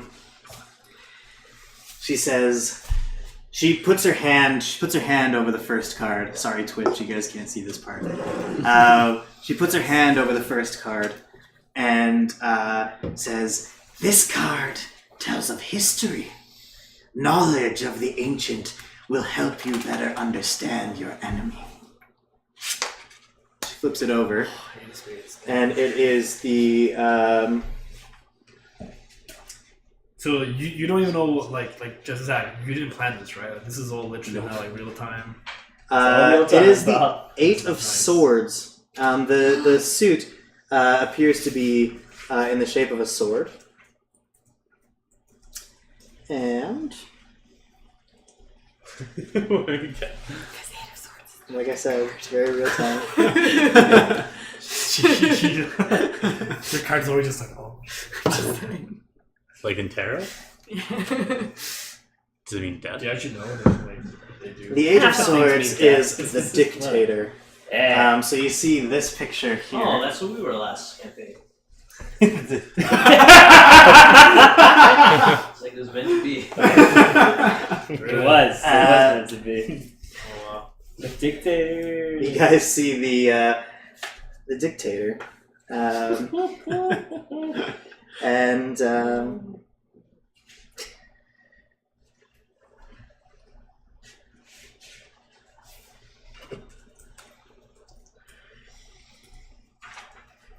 okay, the 8 of Swords. She sees, so okay, I'm going to read the first part again because I feel like we need a reminder. Okay. It says, this card tells of history. Knowledge of the ancient will help you better understand your enemy. She flips over the card, and it's the 8 of Swords, and she says, I see a throne fit for a king. She puts her hand over the second card, and she says, this card tells of a powerful force for good and protection, a holy symbol of great hope. And it is the 5 of stars. Is anyone? Okay. And you see on the card a figure.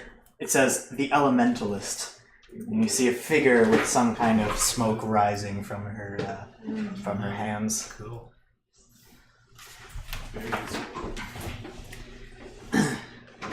And she says, the treasure is hidden in a small castle beneath a mountain, guarded by amber giants.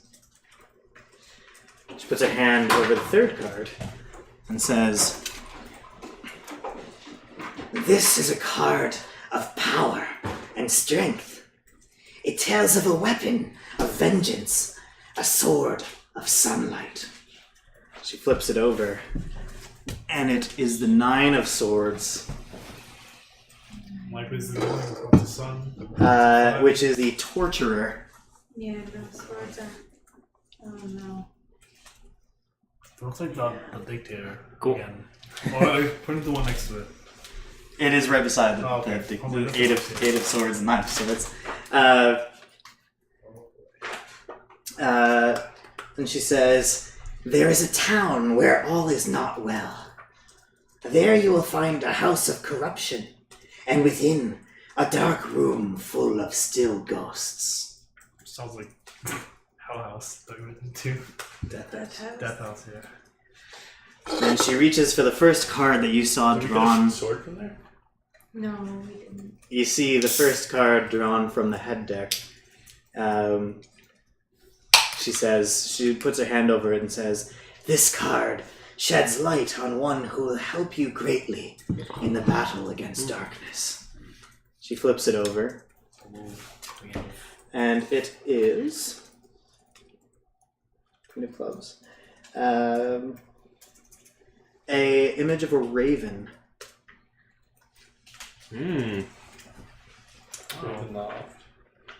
Just a black raven kind of sitting against the moon.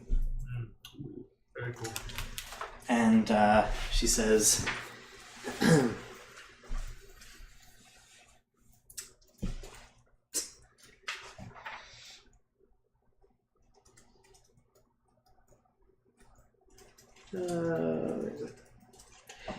"Find the leader of the feathered ones who live among the vines.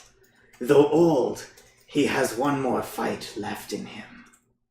Oh, sick. Okay. And then finally, she places her hand Wizard. over the center card. Some feathered dude. She places her hand over the center card, and you guys feel a sense of dread come over you as she picks it up and holds it. And she says, "Your enemy is a creature of darkness, whose powers are beyond mortality. This card will lead you to him." And she flips over the card. Of course. And it is the artifact. You see an image of a small table with a jar on it that is containing a skull, and it is labeled the artifact. And she says,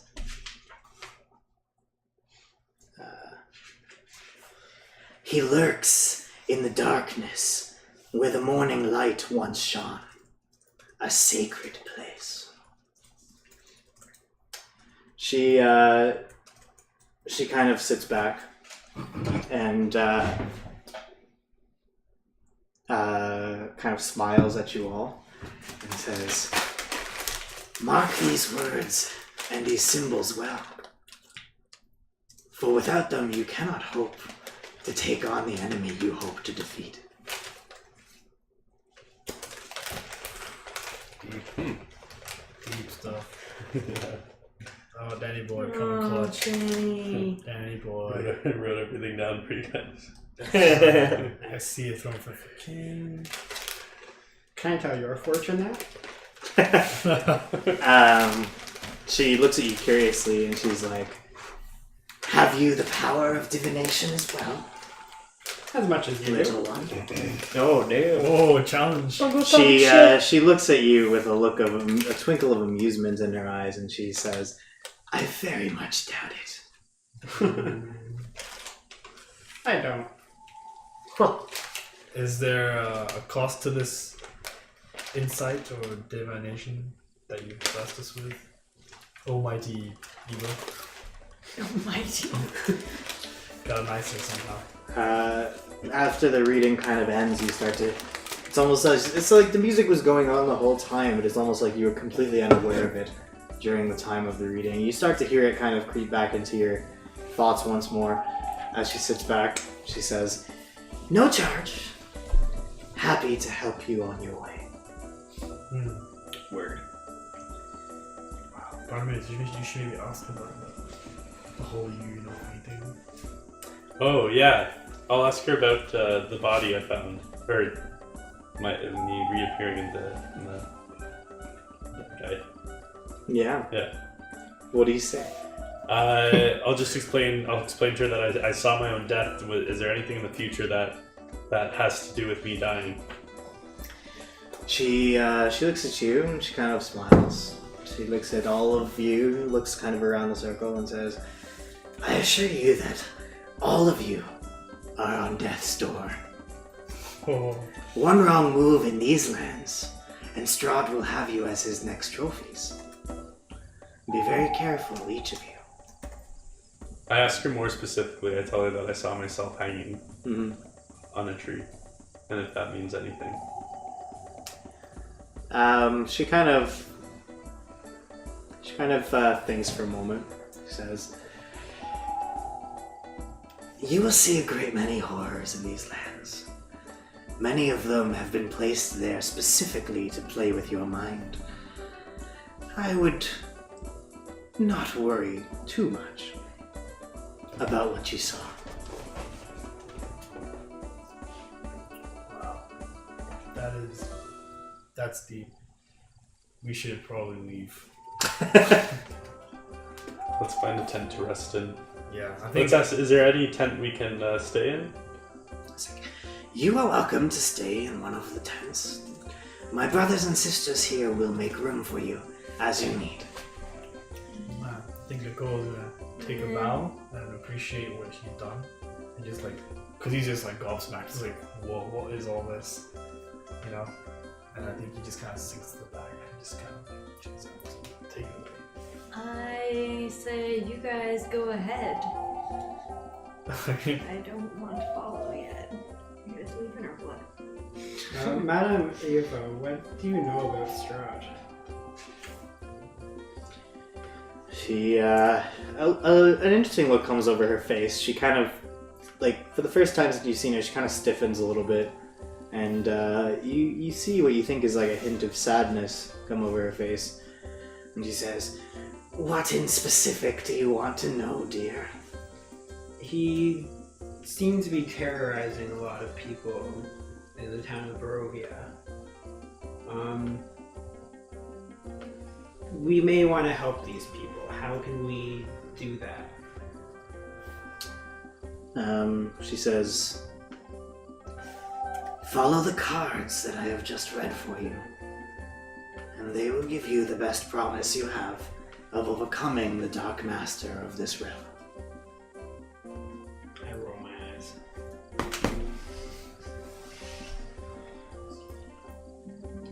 Thanks, man. And I'll turn around and walk away. Crazy, you got nothing to say? No, I'm good. Is everyone else leaving? I don't know, like, this is some heavy info. Like, what can we say? Can we, go ahead, sorry. I want to talk to her after they leave. Okay, do you guys leave? Everybody else leaves? Yeah. Leaf hangs behind. She's like, you have a question for me, my dear.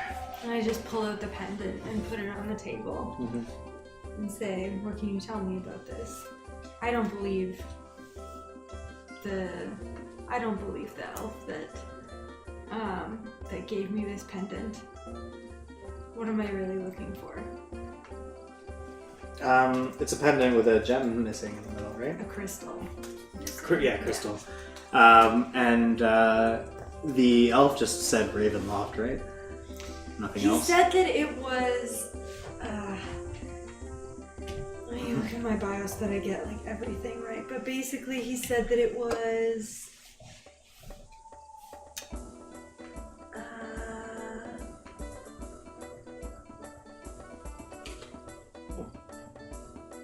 He said that it was a family relic, and I asked where and that thieves had taken it, and I asked where the thieves took it, and he said Ravenloft.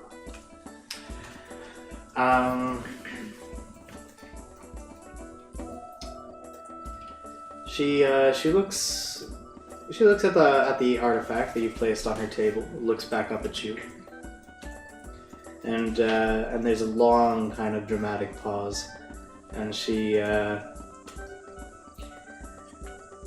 She says, the treasure that you seek can be found within Castle Ravenloft. Your friend did not tell you a lie, but I warn you.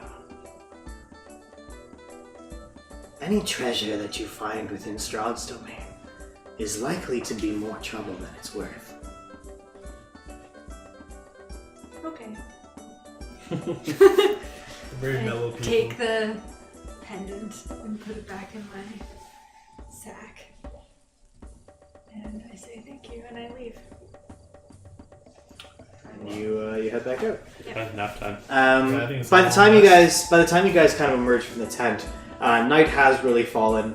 The Vistani are still kind of enjoying their merriment around the fire, but kind of over time you see, one or two of them begin to kind of retreat to their wagons or to a tent in order to sleep. Are you guys going to bed or not going to bed? Yeah, I think we should take a rest. Yeah. So then, in that case, as you kind of, for a second I thought it was like skipping. As you head back to the campfire, you kind of begin asking. You say, Madame Eva said that we could sleep here for the night. They're very quick to kind of set aside one of the tents. They kind of call one of the guys out of one of the tents and say, like, you can stay with us for the night. And they kind of clear out one of the tents. The one to the far left on kind of the edge of the encampment. They clear it out for you guys, and they allow you to settle in. Eventually the music subsides as people make their way to their beds, and you are left in peace to sleep. And that is where we will take our 15-minute break for tonight. We're gonna pause the Cool. pause our adventure for a little bit, and we'll be back in 15 minutes. So how does the long rest work? Get your help.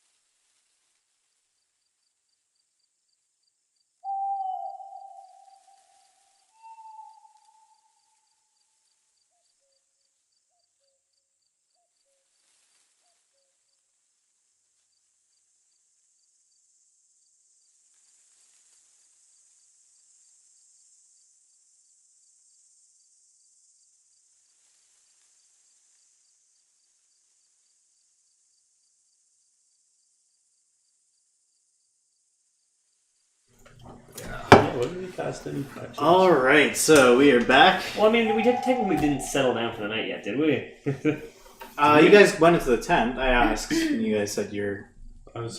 Yeah. Sorry, did you want to do something? Well, We can say it's still the night before. Well, I was just gonna cast alarm on the tent. Okay. Yeah, what I was cool. gonna I mean, say. yeah, we can say that as you went to sleep, you before going to sleep, you cast alarm on the tent just in case there were any intruders. You guys had your cryptic fortune read by Madame Eva, and you made your way back to your tent and settled in for the evening. You sleep well and wake up the next morning without incident. You don't hear your alarm go off at all. Beauty. You look outside. You know, one of you peeks your head out of the curtain, and you find that it's a bit of a warmer day than the day before. You'd say it's about 22 degrees Celsius.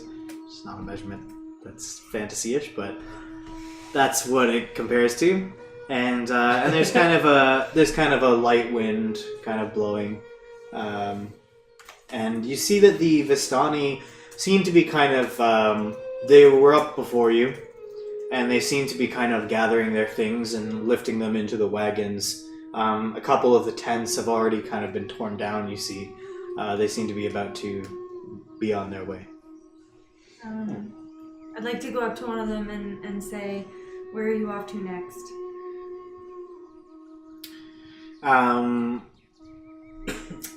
They say we will be heading east, past the village of Barovia and into the Svalage woods. Madame Eva says that our business here is done and that it is time to move on. How will we get past the green fog? Kind of smirks at you and says, "Well, the Vistani do have a secret to making it through the green mist if you are interested." Absolutely. Yeah, we are. Wait a minute. Yeah. There's There's a secret? Now you tell us? Okay.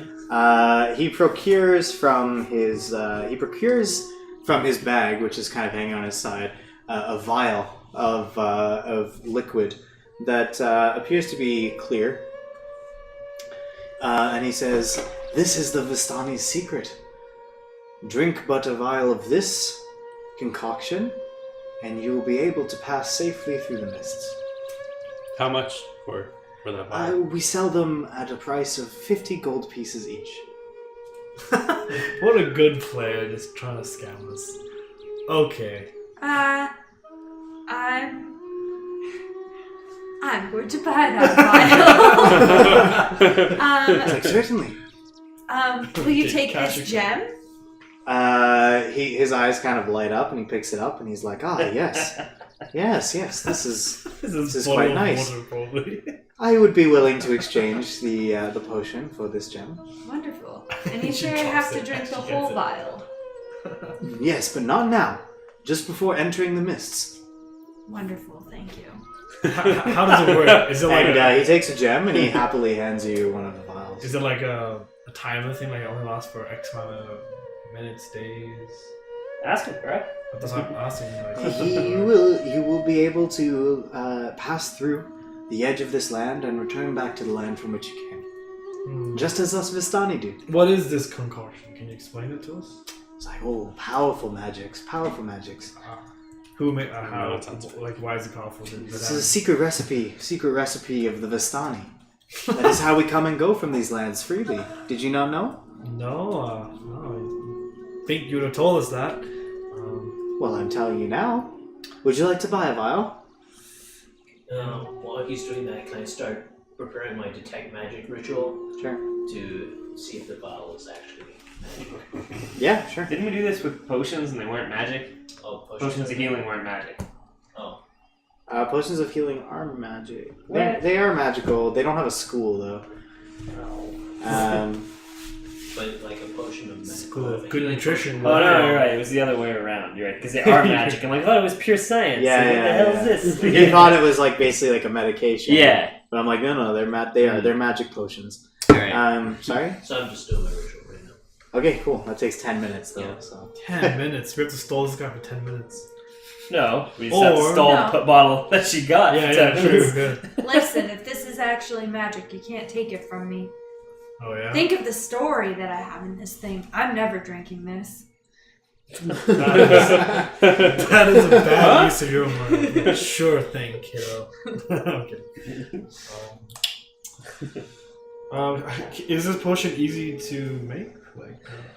not at all. Not at all. What I'm If trying it to were say easy is- to make, surely other Barovians would also carry What it. I'm trying to say is, what's the supply like on this thing? Because, are there many other Vistani like yourself traveling in these lands? Oh, the Vistani frequently leave Barovia and return to Barovia. Okay, so in that case, there should be. This is our secret. Okay, so maybe then I shouldn't buy from you because there's so many of you around coming in and out. There's no need for me to have it now, right? He's like, you will not be able to pass with us unless you take it as well. Where are you guys going? He's like, we are heading east, as I mentioned. Yeah, we're going west, right? Mm-hmm. Yeah. Yes, we are. Maybe we'll meet some other Vistani and we'll purchase from them. Very well. If you would prefer your one companion to leave this place by herself, who am I to say otherwise? And he turns around and he begins kind of loading stuff into the wagon that you guys are beside. Should we go? Hey, how's that magic detection thing going? I'm still Grayson? going to the castle. I just want this In vial. 10 minutes. Oh, Like Keep this it is going. kind of happening in real time. Still, So yeah, my shit. yeah. But I mean, you're the chatty one. You should give me. Chatty one. Yeah, you're the one who's good with words. Mm. Do you want to maybe do like a? Do you have any more vials other than the one you just gave? certainly, I have one for each of you if you would like. Tell you guys give us a group discount if you purchase all of them right now. What do you do for bulk purchasing? Make a persuasion roll.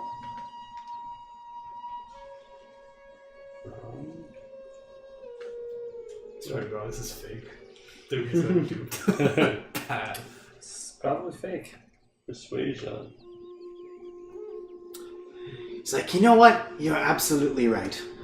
If all of you buy one vial, I will give it to you for 25 gold pieces each. You're gonna go yours, so okay.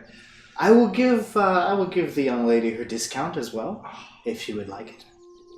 Not buying.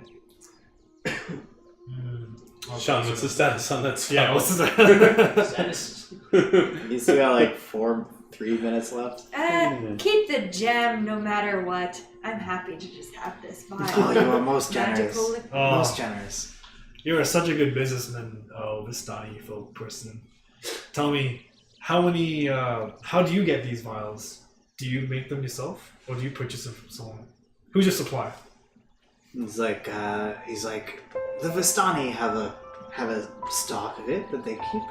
Oh, okay. We have powerful alchemists who create them, and we share them among our people. But when there's a little extra money to be made, I don't see the harm in giving out a few to outsiders. I'll tell you what. How about you give us 2 now for us to test, and if we come across your path again, we'll owe you that money back as a good favor. He's like, if you're gonna how stupid do you think I am? What? You're going to test them, walk out of Barovia, and then Well, how come can I? back to pay me? Well, how do I know they're not real? Okay, so my magic Yeah. thing done. It's been 1 minute since I said 3 minutes. Is the girl still with us? Is like Ireena? Ireena, yeah. So Ireena, Hey, get up on the bed. Ireena did not come with you into the tent with Madame Eva. Okay.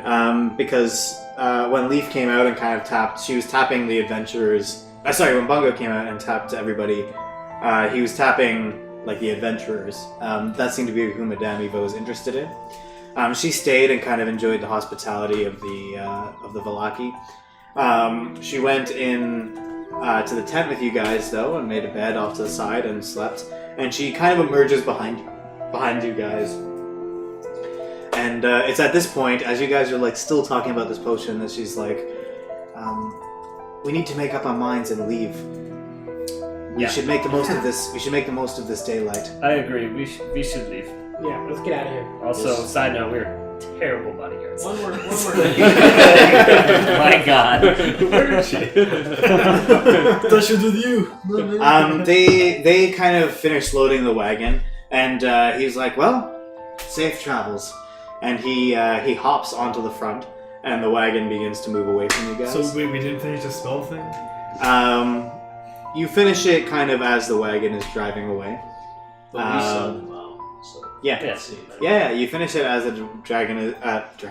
The wagon The dragon is as a dragon comes in and attacks you. Let's go! Initiate order. Who gets first You attack? no, you finish the ritual, Part of me's really and you kind of look around. You examine the vial, Part of me's and really you big on don't his face. get any magical sense from it. It's fine. Leaf. I This potion has no magical qualities to it. It looks like you were Bamboozled. or no, Yeah. you're gypped. Whoa, that's racist. Gypsy. Well, Gypsies one did better. no, well, how else do you explain the Vistani going back and forth? I'm not going to use it anyway. Okay, whatever. It's your money. Silly cat. Ah, a gem that I found randomly. It's fine.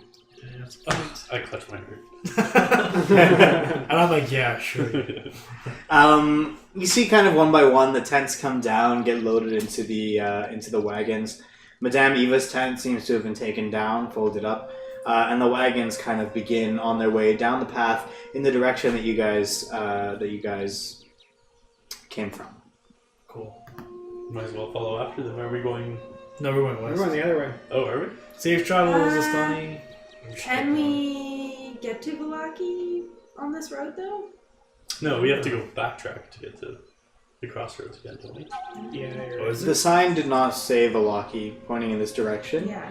and you did notice that one path went up, one path went down. Mm-hmm. Yeah. Okay, so we're going that up So this you way guys too. want to backtrack to the graves and take the Vallaki route? Yeah, let's Yeah. get to Vallaki, man. Alright, so till then, I guess we should accompany the Vistani. Strength in numbers, right? Yeah. It's also daytime. I mean, we're going that way anyway. Yeah, like, might as well. We blend in more, like, maybe we're less of a target, I think, personally. But hey, I'm just in the core. I'm just heading up the hill at this point. Okay. Wait, you're going the other way? Whether I'm You're going the other way then. no up the hill. Up the hills. Yeah, No, you we guys just came went down down. to the riverbank, So, so going this way would be going up the hill. Oh, okay, sorry. I thought it was the other way around. So you guys kind of follow, kind of trailing behind the caravan. The Vallaki don't seem to... Sorry, the Vistani don't seem to... It's hard to keep these names in order. They don't seem to take much notice of you. You guys are kind of just trailing behind the caravan as it's east.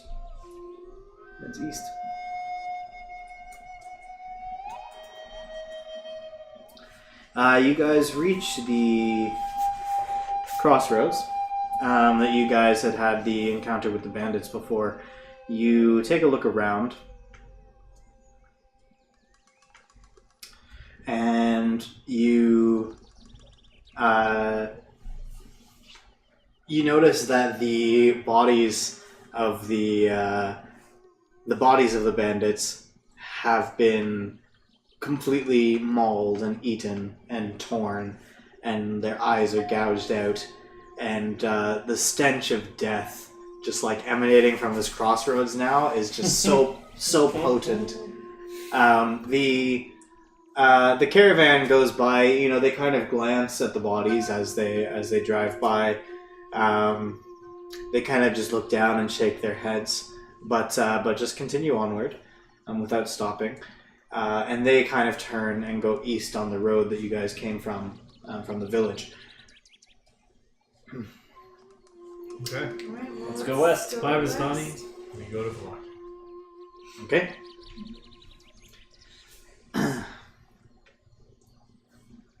Man, hope we get some treasure. By treasure, you clearly mean stories. No, I mean Clearly. some Ancient ancient scriptures. yeah. Yeah. So you guys head on the steep slope upward, which kind of heads up a hill. As you kind of come upon the crest, you see that the hill heads. Kind of the lay of the land is that you're at the top of a big hill now, and the forest that goes down to the pool is on a slope going down. So you're kind of much higher than you were when you were down at the Sayre pool. But you see that this path as well kind of leads through the forest. You guys start heading in that direction. Tell me about your travels. Yeah.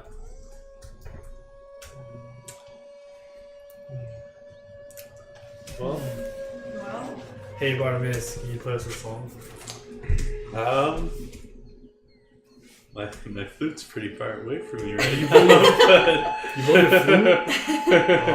Or tin whistle, sorry. I have to hear the tin whistle.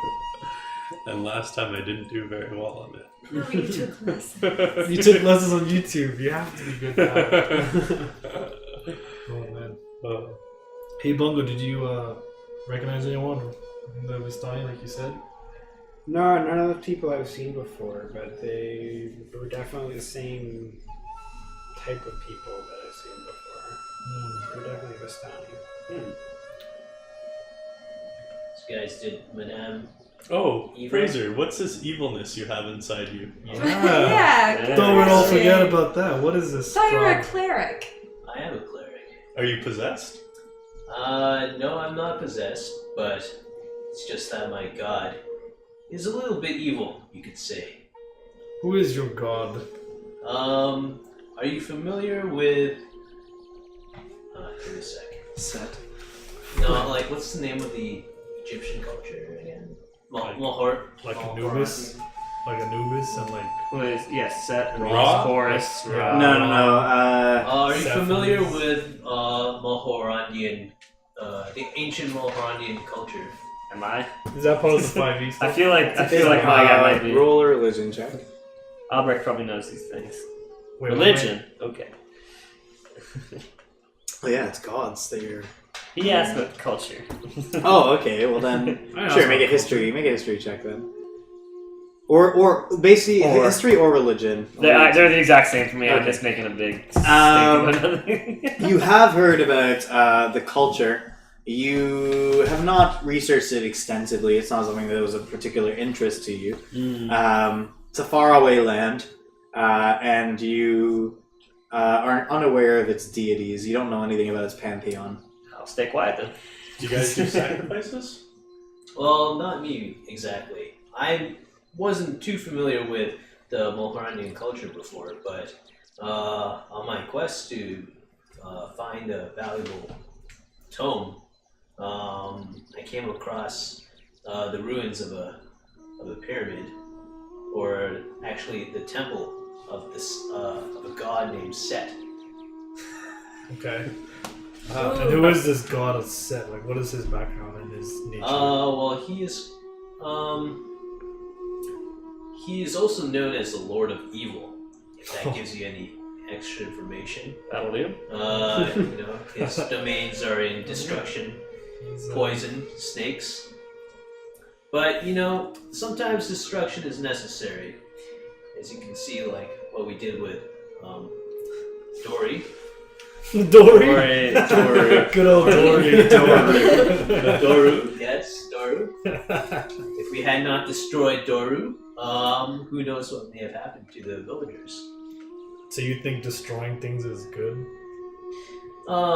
It certainly can be. It's the lesser of the two evils. Yeah, through my judgment, of course. Wow. So is that why you carry around your snake?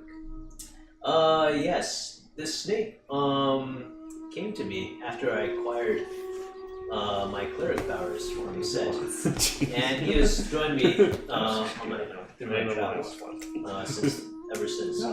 How did you get your powers from this Set god? Well, I was wandering in the temple one day, and I found this mysterious temple, as I said, Mm-hmm. And inside the temple there was this book.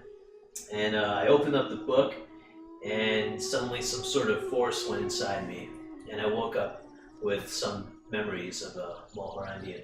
Have you ever read The Chamber of Secrets? Can I make a roll? This is going well. I like this. Sure, yeah, make a history check.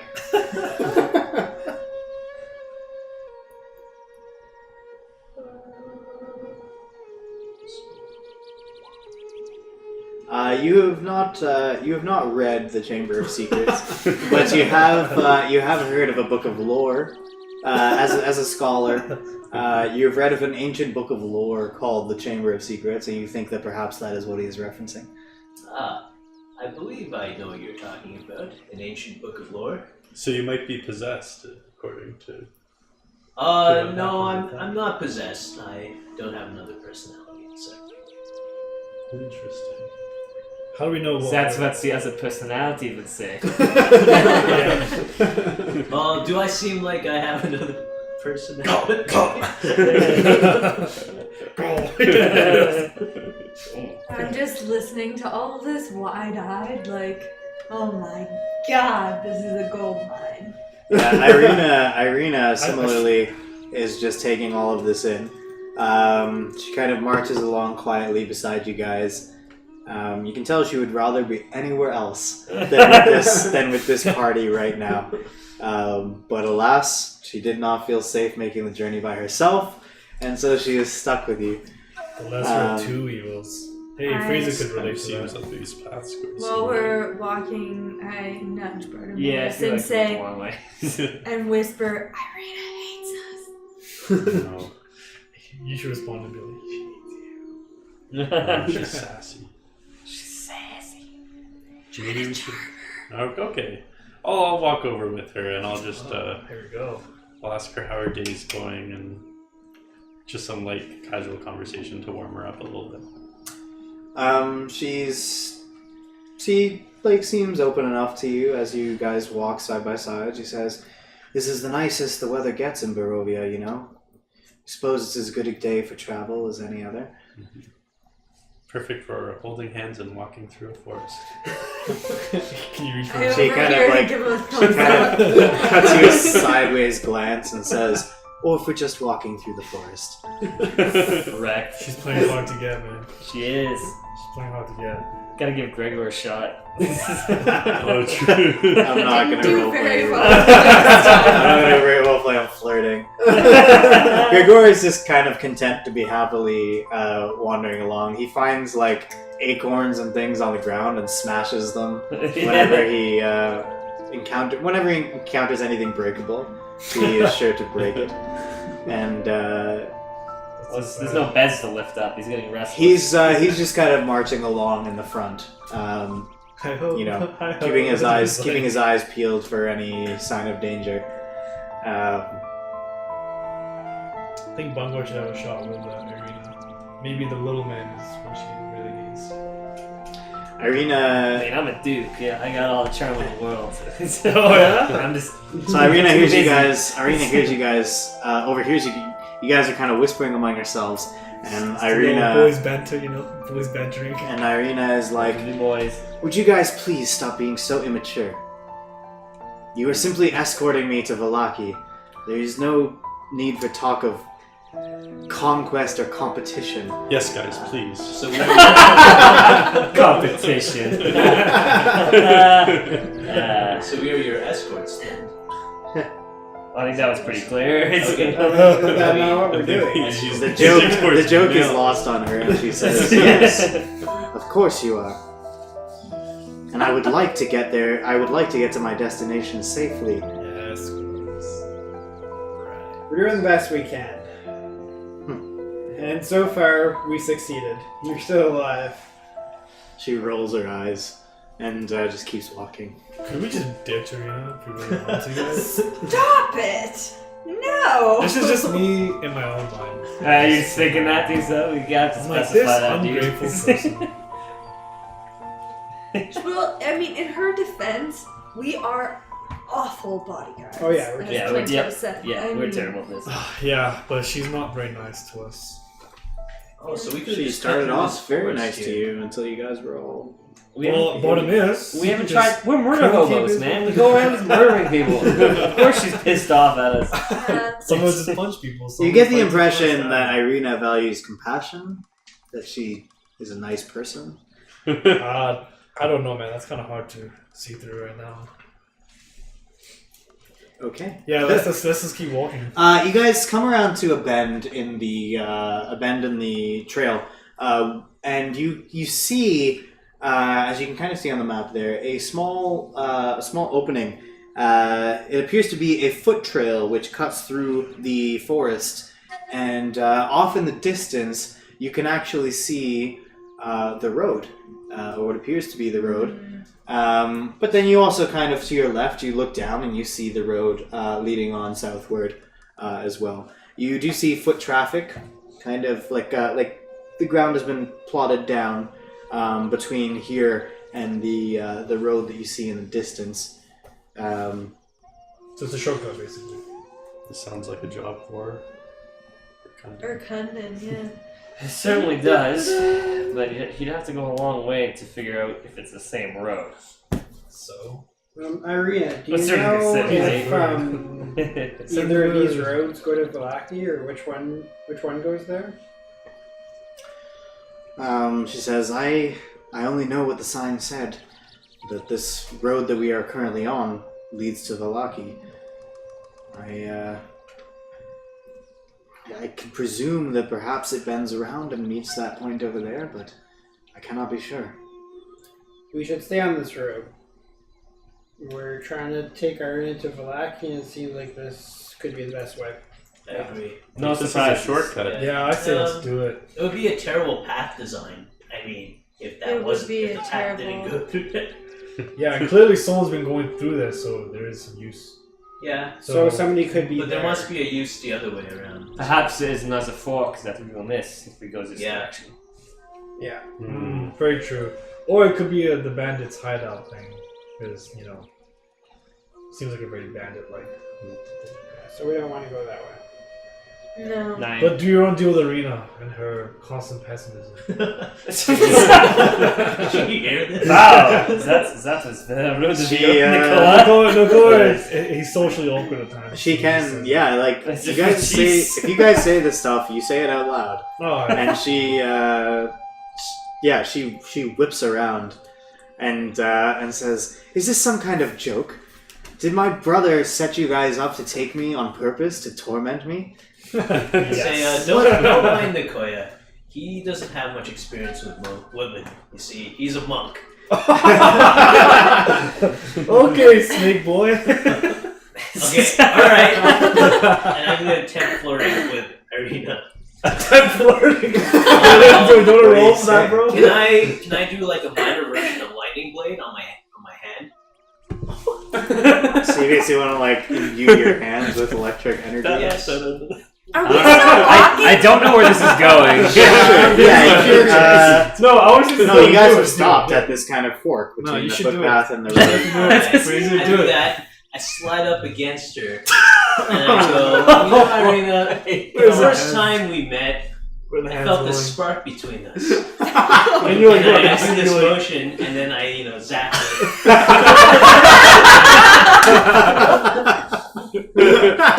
Not enough to hurt her, of course. It's like a very minor lightning blade.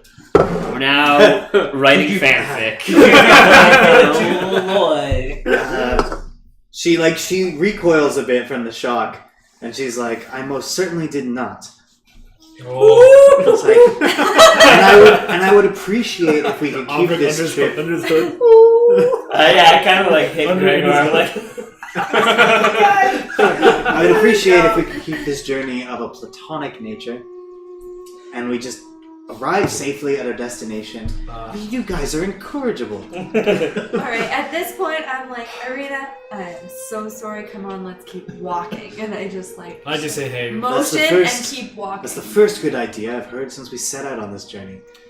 And and she kind of walks beside Leaf now, and they head You guys are continuing down the main road then? Yeah. So, Yeah. but So then, you know what I'm doing? I tap a phrase and be like, look what you did. And you walk over. I'm just like, I'm surprised that pickup line didn't work. It was We're all surprised. I'll just be like, out of curiosity, does anyone here actually, are they in a relationship? Yes. This is to your girl. Well, I'm a monk, so and I've been traveling for a while by myself. Oh, we could have. there was a joke about that already. Poor Nicole. But you leave, you're in a relationship, and then he Felines. With They're still technically felines. no, I'm committed to a life of wandering. So you and you looks like we have something in a Wandering. relationship. Adventure is my husband. Yeah. Is that what Ireena says? Or? No. Just filling in Leaf's line for her. I'm just kidding. I think Albrecht is the real player here. Mr. Duke under the hood. Duke under the hood. Yes, sir. Him and Erkunden tag team. Fresh Prince of Ryland. Basically. I gotta make a song for that now. You sing it in a German accent. Yeah. Woke up the morning. You guys continue on. Good. You guys continue on some ways down the path, and eventually you see the forest opens up, and you see just kind of hills and mountains to the west. It doesn't seem that there's any path heading out in that direction. It just seems to be kind of a giant hill in the direction that you're facing, and trees extending to the north and to the south. The path that you're on does in fact bend around and begin to head northwest along the outside of the forest that you guys had passed. Great. How bright is it right now? How red is it? Bright. Bright? Yeah, like the sun. It's about the same as it has been the past couple of days, so not that bright. And the clouds continue to cover the sunlight, and things casting kind of like a dreary, grayish tone to everything around you. Nice. Nicole kind of stands at like the edge and just kind of takes in the beauty. And it's like, beautiful. And then maybe I mean, it's frogs not very too. beautiful, but Oh, it's not? Oh, you It's all just described kind it of- as like something cool. it was all just kind of dull and gray under the like cloud cover of the I take it back. Barovian sky. Take it I mean, back. it is a very grand image, I suppose. It's just kind of made almost depressing under the gray, dreary light of Barovia. Cool. You guys carry on. Yeah, that's good. Mm-hmm. You guys bend around the forest. You have a little bit more walking to do, so let me know if you have any conversations or anything. But we've made like no progress. So, Ireena, do you believe in magic? He says it's hard not to believe in magic in a realm as dark as this one. This is a dark one, but I assure you, there's always some reason for everything. She says, "Oh, what gives you that idea?" Well, from what I've seen, it's obvious. There's always an explanation for something. You can do anything with logical things. I don't know. Science. And tell me, Yeah, about look at this science. Yeah, you can do things with science. And tell me, Bungo, why is it that magic cannot be a logical explanation for a phenomenon that you do not understand?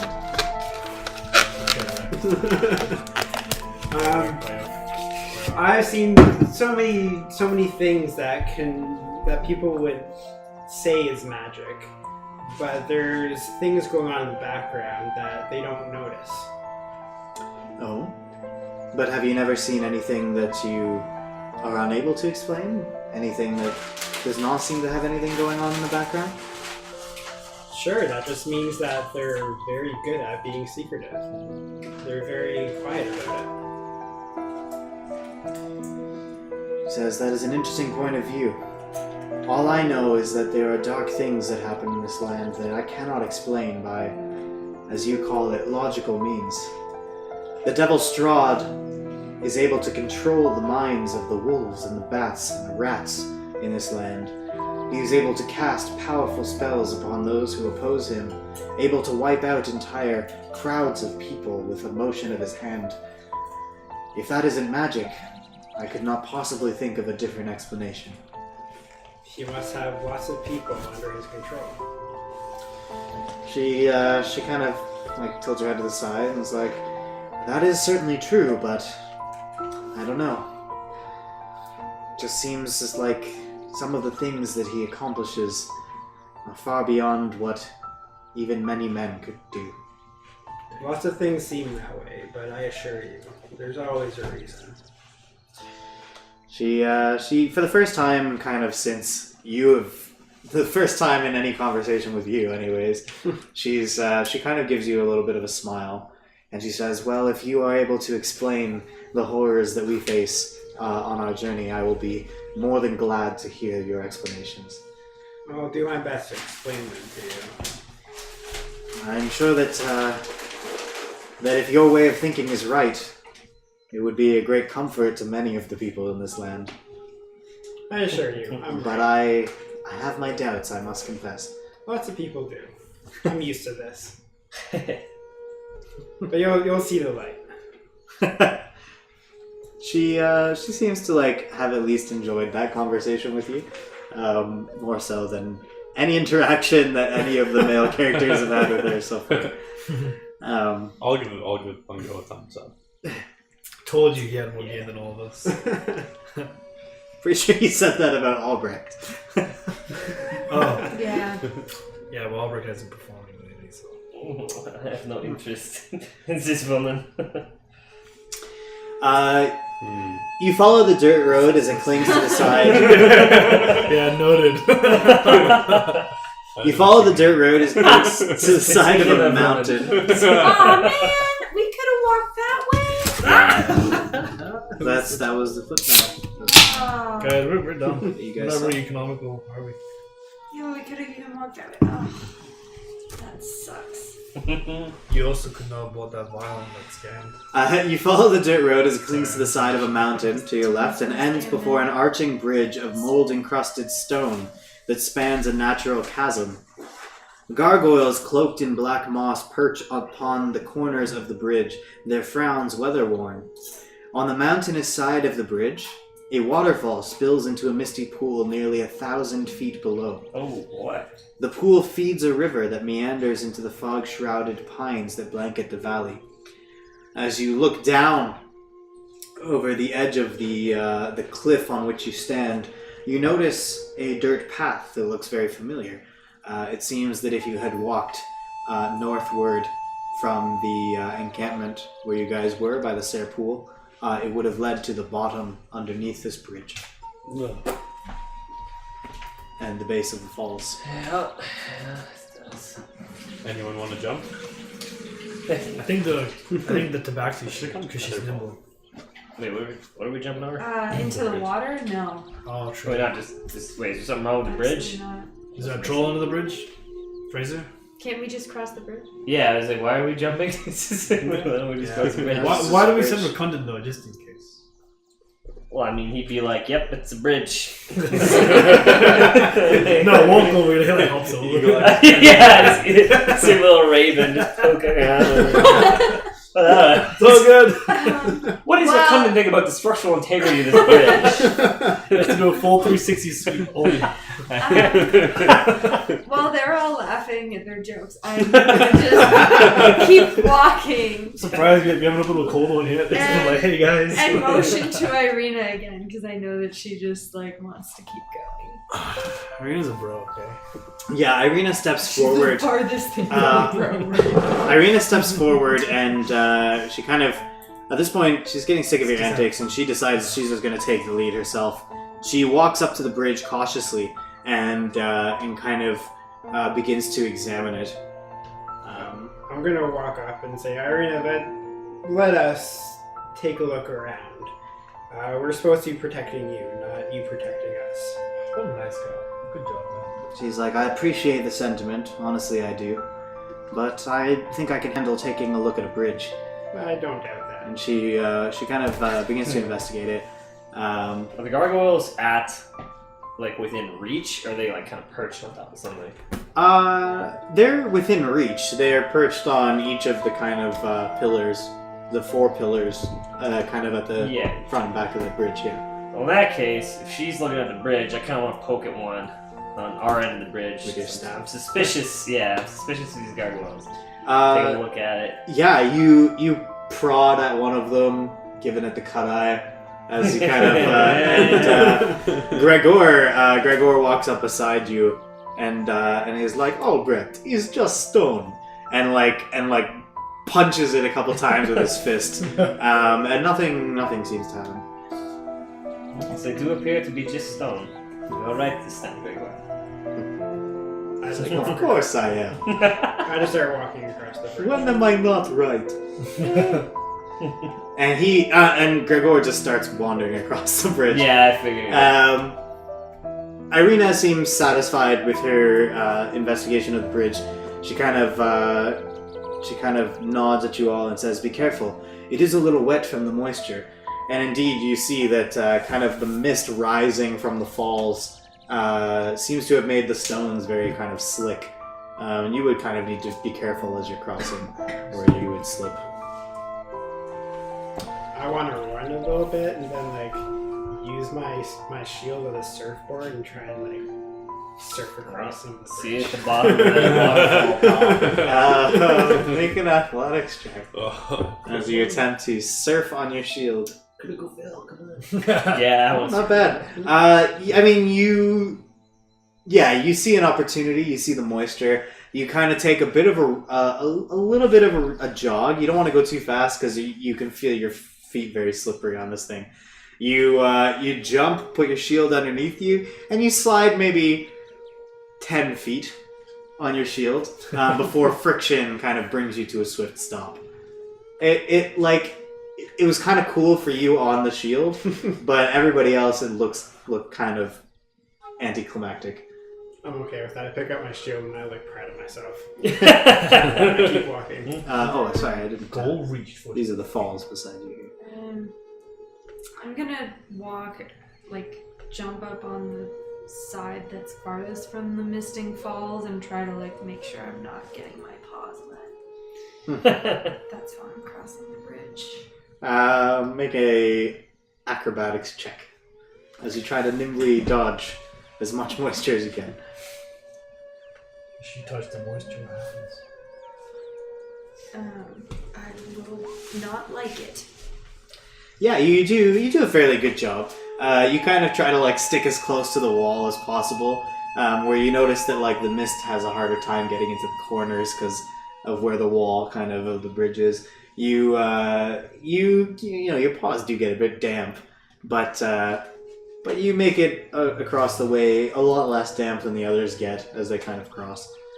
You guys safely make it to the other side without any manner of incident. Leaf, you not a big fan of water? Who is? It's only meant for drinking. You can have some fun with it. So you don't shower? Do you clean yourself? How do you bathe? Have you bathed? What do you... Have you bathed? What do you mean? You need water to shower? And I start licking my paw and Yeah, I started kind of backing away and being like, oh god. Oh god. I'm kidding. Nicole's being a dick today. Today? Got it. Yeah. that's don't cool. don't you brew? Yeah, with water. I just am in such disbelief. I just keep walking. I can't. You can't even. You do one of those. I can't. Okay. Sorry.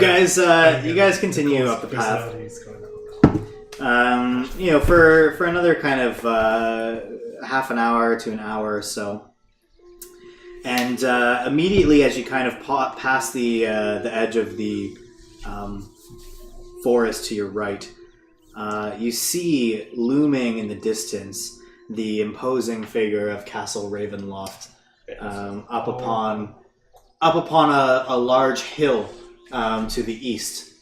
So high is it upon a stone pillar that despite the fact that there are kind of hills on the way there, it is clearly visible.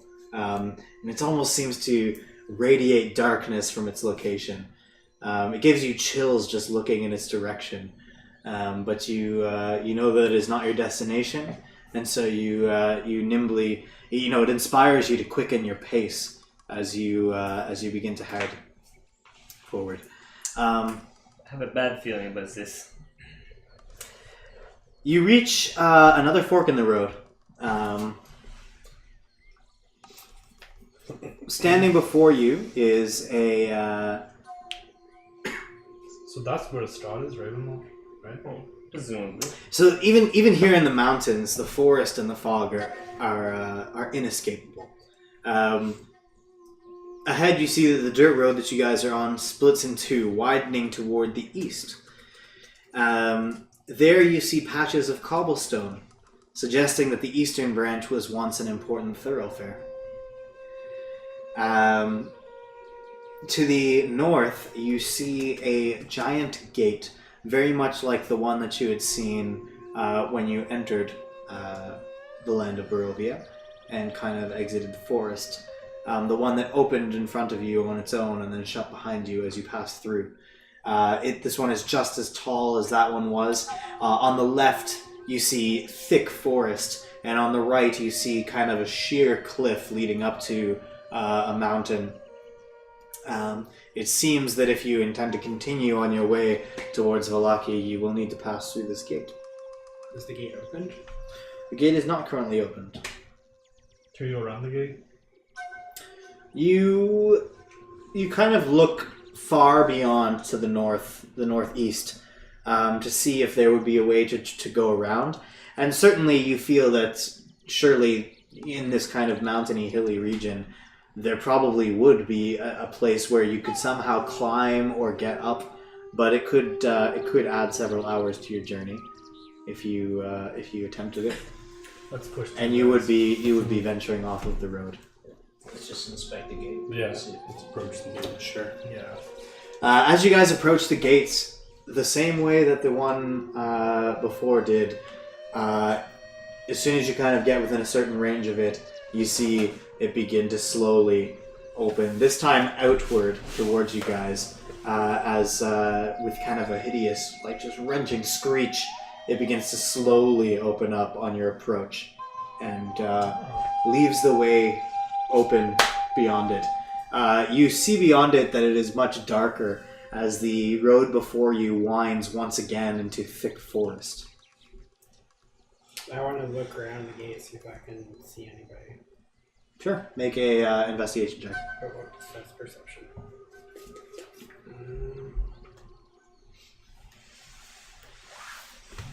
Even better. Yeah, you peer around the gate, and particularly you're kind of looking at the road and the road ahead of you. And you do notice that there does appear to be... This road is well traveled. But you do not get a sense of any presence or person anywhere kind of near you. The gate itself seems to be almost an exact replica of the gates that you saw on your way into this land. And beyond, you do catch occasional glimpses of movement within the trees, but it could be explained as just woodland creatures, possibly. Five with Strahd allows the gate to open. If you notice, we have Ireena with us, and he also brought us here. I don't think Strahd's here. This implies the gate open. I mean, it's contained. Who else? Strahd. Who else? Oh, Who else controls the gates? yeah. The Somebody wizard. else? Anybody else? The wizard. An ally, a friend watching over us. The feathered Perhaps. man. Perhaps. I say, regardless who opened it, let's just go through it. Who Because It's away from Yeah. the castle. So Keep going. yeah, I say it's Yeah, good. it's this or the castle. Yep. And I don't want to see Strahd anytime soon. Yeah, push forward. ambush and all. We have him right below. That's what he's for. Okay. But keep in mind, I'm not leading, by the way. No, Gregor is leading. Gregor is My leading. friend. Do not worry. Where's the Gregor? Let's go. Gregor Pat him on is the in back. front. Where's the Of course. And he takes the lead, and you guys head deep into the forest. The fog creeps around you, and the canopy of the trees blocks out a lot of light. It is almost as dark as though you were traveling by night, as though we're by night out in the open. Every now and then, you are graced with a beam or two of light coming through a hole in the thick canopy above you. But in general, you get a real sense of uneasiness as you pass through this I'd forest. probably cast Mage Armor right about now. Sure. Yeah, Albrecht, you can tell that he's What's Mage Armor? feeling the dreariness of the... Yeah, it's a spell that raises his AC. Sick. What? Can you give that to other people? Nope, just me. I don't know if Albert would give it to other people. Yeah, good point. Maybe Gregor. Albrecht, Unstoppable. Albrecht's kind of stopping, looking around warily, begins feeling a little bit nervous, perhaps, and casts Mage Armor on himself. You see kind of this arcane glow around him, almost in the shape of as though he was wearing some kind of arcane armor. Gregor even is treading very quietly as he kind of looks around through the mist in the trees, and as you guys travel, I want all of you to make a perception check. Oh, goody. Yes. Oh, goody. He says. Hey. Oh, goody. Also, I just wanted to touch Albrecht and say, wow, how'd you do that? Fraser. Oh, no. coming through. Not paying attention at all. Probably playing the snake. Just a trick of the light, my friend. I've seen those before. Mm. They're very tricky. Mm-hmm. Okay, My eyes are peeled. you... so let's see what your rolls were here. Nakoa, you peer into the mists, and you see hunched figures. I didn't see Chasm's rolls here. Got 22. You got there we 22. go. You see hunched figures lurching through the mist. Just their silhouettes kind of darting back and forth between the trees. You kind of look to the left, you see a couple kind of moving around, you hear just the shuffling of leaves. You look to the right, another one kind of runs past, and you catch a glimpse of one as it runs from one tree to another, and it appears as though their gaunt bodies are covered in needles. Oh, hell no. Okay, so me. Don't you seen this, man? Yeah. Nicola is gonna be like, he's gonna do one of those like military, holds his hand up and be like, guys, wait. And then you guys are all gonna listen to him because you like he's Well, presence. that's up to us. Well, it's up to you guys. If you don't, you whatever. You're not really in the front. I don't know if Gregor would see you doing this. So yeah, you're not in the front. Ireena sees you doing it, and she halts. Yeah. And, okay, you know what? I'll say Gregor, hold up, or I'll say wait. You say that? Yeah, I say Gregor, wait, and then I say there are figures lurking in the dark. You say it out loud when the figures are out Well, there? they're gonna attack us either way. Take away their disadvantage, right? At least we know now. At least now I know. I'm like, guys, we're not alone. We're surrounded, and there's probably more than 5. Where did you see them? I say they're all around us. What do Oh, they I'm look like, like? you can't see them? I'm like, you can't see them right now? They're darting back and forth. What do they look like? They are hooded. They seem to have thorny-like structures with needles or something.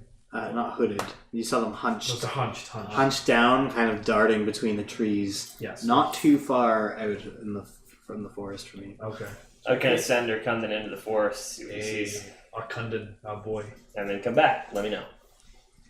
Can I like fire a radiant sunbolt into the sky to like light up the place as a form of like just bringing down some light where we're standing because it's still daylight, just we're covered in darkness, right? Yeah, just the canopy of the trees blocks out a lot of the light, so it's quite Yeah, dark. so can I do that just so that it can illuminate more where we are? Because I can see that they. Sure. Yeah. So yeah. So I'm just like, okay, guys, here you go. Ooh, it's flare. You see Nicola just as Erkunden goes flying out into the trees. Nicola raises his hands and like pushes them upward, and you see a bolt of radiant energy just fly up, and it kind of dimly illuminates the area around you. And that was all the signal that the beasts in the forest needed. With a loud squealing noise, you see several creatures jump out of the darkness, and they are common woodland magical creatures. You know them as needle blights. So wait, that triggered them? No, he's just telling you. We told what they are now. You see creatures that look like that. And they begin running out of the forest towards you. Their claws at the ready. And that's where we're going to end for tonight. Because you guys probably won't finish this We combat. can kill them in minutes. 13 minutes. Yeah, I want to kill them. I want to blow them up. You Yeah, can't you finish can do any it. combat in 13 minutes. Well, they're made of wood. We'll just use fire abilities. If you guys want to stick around a little longer, we can do the combat. Let's do it. I'm down for it. I'm down for I it. got nothing to Down for do. the combat. Okay. Sorry, man. All right. The sprint's essential for like I've got nothing to do tomorrow at work. Even I'm just kind of like, dude. Okay. Seriously, the morning's just gonna be like. Are we down for this? Sorry, I actually hope I didn't close anyone if they wanted to. No, I'm down for this, but I wanted it. I'm not doing anything. Okay. In that case, give me a second here. We go home, eat a snack, and watch Look, we baseball. got a track going on in Twitch. Of course, Yeah, watch your friend, Clinton. Right, yeah. Yeah, he's all excited for the fight. You're about to call it. Yeah, We can't do that now. Welcome, He's all watching. fired up. Can't let him down, boys. Gonna Okay, murder sorry. the shit Shut out of open, these you gotta things. Yeah. So I didn't think we were doing this fight. Give me 1 second. Generic map, engage. Let's do a game plan. Alright, grease them up. Vicious mockery. Those the arrows. Whack him in the head. Back with the head, He exactly. can do max damage thunder again. We're just doing the same fight. Yeah, you guys don't Or have. just blow fire at people. You guys don't have any time to plan as these creatures rush out of the woods. Actually, these are pre-rolled initiatives, but this actually works out so well according to We're just getting murdered. the series. No, the series of events that just happened. Okay, well, is this gonna be a human? Nicola, you having been the first to be alerted to their presence, you get to strike first. Sweet. So you see them coming at you. So you guys are heading kind of west on this path through the forest. You see 3 of them coming at you from the north side of the forest, 3 of them coming at you from the south side.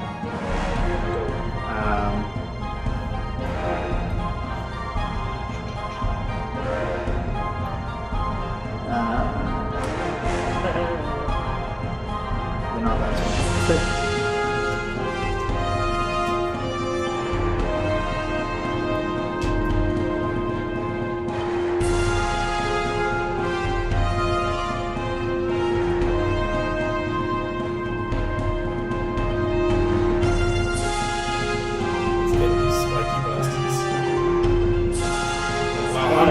How many are there? There are 6 of them, 3 from the north, 3 from the south, and they are now rushing you from the forest. Nicola, you get to act first. I'm gonna fire a radiant sunbolt at one of them. Okay. Okay, let's do this. Now I guess I'll do it to the person that is closest to us, in case those of us in our party don't believe me yet. I'm like, they're right there. I think we saw him now. Oh, let him go. I'm gonna go like, snipe. Yeah, it hits. Burn, baby, burn. Sorry, 1 second. I don't know if we're greasing these guys up. Have we ever just greased them up and then one was thrown a torch? Well, I mean, we've done that like. That's the only way we've beaten things so far. Eventually, here for that. Happened in Death House. Oh yeah, before you were Okay. here. That's how we killed everything before we found you. Sorry, which one did you fire at? Guess the guy who's closer to me. 20 feet. 30. Yeah, let's do this fella here, because he's closer to me. Because I'm also protecting Ireena. I'm like, Ireena, get back! And I go, Ooh, baller. Yeah. Still trying to get his pants. oh no, I didn't say that. I'm trying to. Ireena is like, I'm quite capable of taking care of you myself, thank you. And she draws her longsword. Like a woman to control. The needle blights close in upon you. The one that you just attacked comes in towards you and swipes one needly claw towards you. 17 to hit. What? Oh. Wait, so what am I comparing it to? Your AC. Oh, 13. So it does 5 points of slashing damage as it Maybe a bit more. slashes into you. Yeah. Oh, that's leather. Are you wearing cloth? No, That yeah. can't be 13. Dude, I'm a monk. And then another one. Your AC is 13, you said? Yeah. So it brings its other claw across, 14 to hit, dealing 6 points of slashing damage with its second claw, and it just like screeches in your face. Okay, guys, this isn't cool. I just took a lot of hits. The second one runs up to Bartimaeus and attempts to do the same. Take a seat. What's your dex? 6 to hit, probably not, Nope. 3, I think. What's your wisdom? and 3. 5 to hit. You are a very nimble bard. 16. You kind of step to one side, step to the other side, do a little dance, Are you and sure? both of the claws Yeah. miss you. Oh, wait, can I I don't think we can reckon. Okay, that's So fine. his AC is actually 16. 16. Yeah. Yeah, I have an AC of 13 and I have no armor. So there's no way that he has 13, Yeah, alright? I didn't know. The needle blight. I'll take Needle the blight to the west runs up towards Gregor. Claws him twice, the second time with a critical hit. Gregor was at full health A though. lot of damage there, guys. Okay, hits Gregor twice, once with a critical hit, It's okay. dealing a total of 23 points of slashing damage. Whoa! As he just starts shredding through Gregor's flesh. Like you see, like Gregor, like was not prepared for this. You were behind him. He's like taken by surprise as it just like starts gouging out his back. You desire and... He uses, he's going to use his stone's endurance to prevent. Rage 2, maybe? Can't rage on not his turn, but he can use his stone's endurance as a reaction to prevent. So that when you take damage, you use your action to roll a d12 and add your Constitution modifier. So wait, Sean, modify works by basically what you're proficient in. Add that to like 10. 5 plus 3, so he reduces 8 of that damage. He kind of like flexes, and the claws don't dig as deep as they would have. Needle blight number 4 comes towards Albrecht, swings his claws twice, 5 to hit and 18 to hit. Second one hits. You dodge the first one. No. It would hit I didn't know me. that. Are you gonna cast shield? Oh, let it go. He's gonna hit me.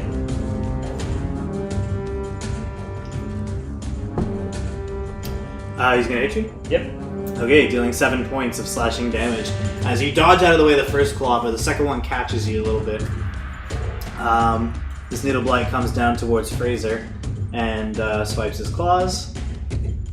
Kind of one-trick ponies. Both of them, you manage to sidestep. Do not manage to hit you. And the last one comes towards Leaf. And same thing. None of them come to me. Bungo, you want to take over, bro? 14 to hit? I'd be happy with that. My AC is... Yeah. What is it? Thank you. The second one misses though. 18? It digs its claws into you, Okay, dealing 6 points of slashing damage. Okay, alright. Albrecht, your turn. Alright, I'm gonna cast Misty Step. Blow. Misty Step. Interesting. So you guys are looking around frantically as these creatures come out of nowhere and begin clawing you. You see Albrecht literally vanish from existence in a puff of mist, and reappears somewhere. Reappears kind of slightly, like basically at the forest's edge, and well out of harm's way. And I'm gonna cast Firebolt on attacking Gregor. Okay. Yeah, that hits for sure.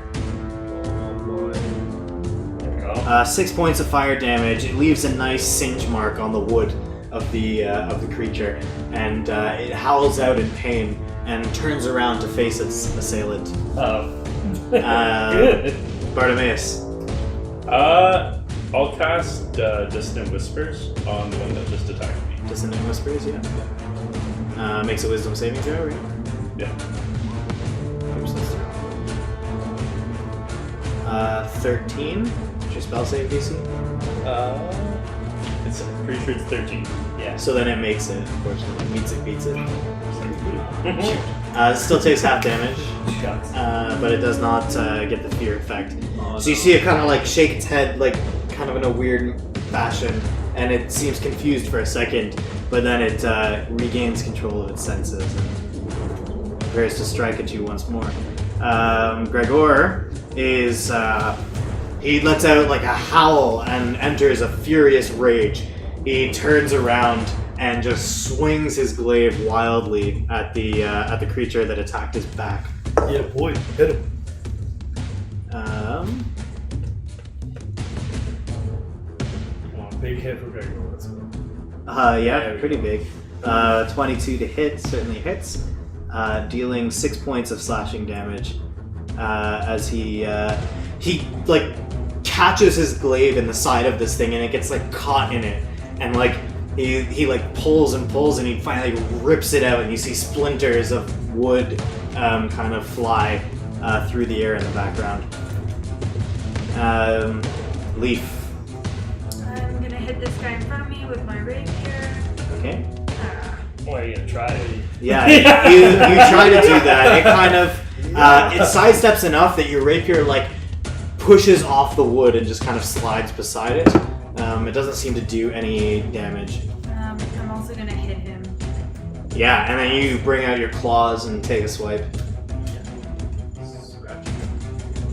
right, but I have -1 for strength. Everything counts.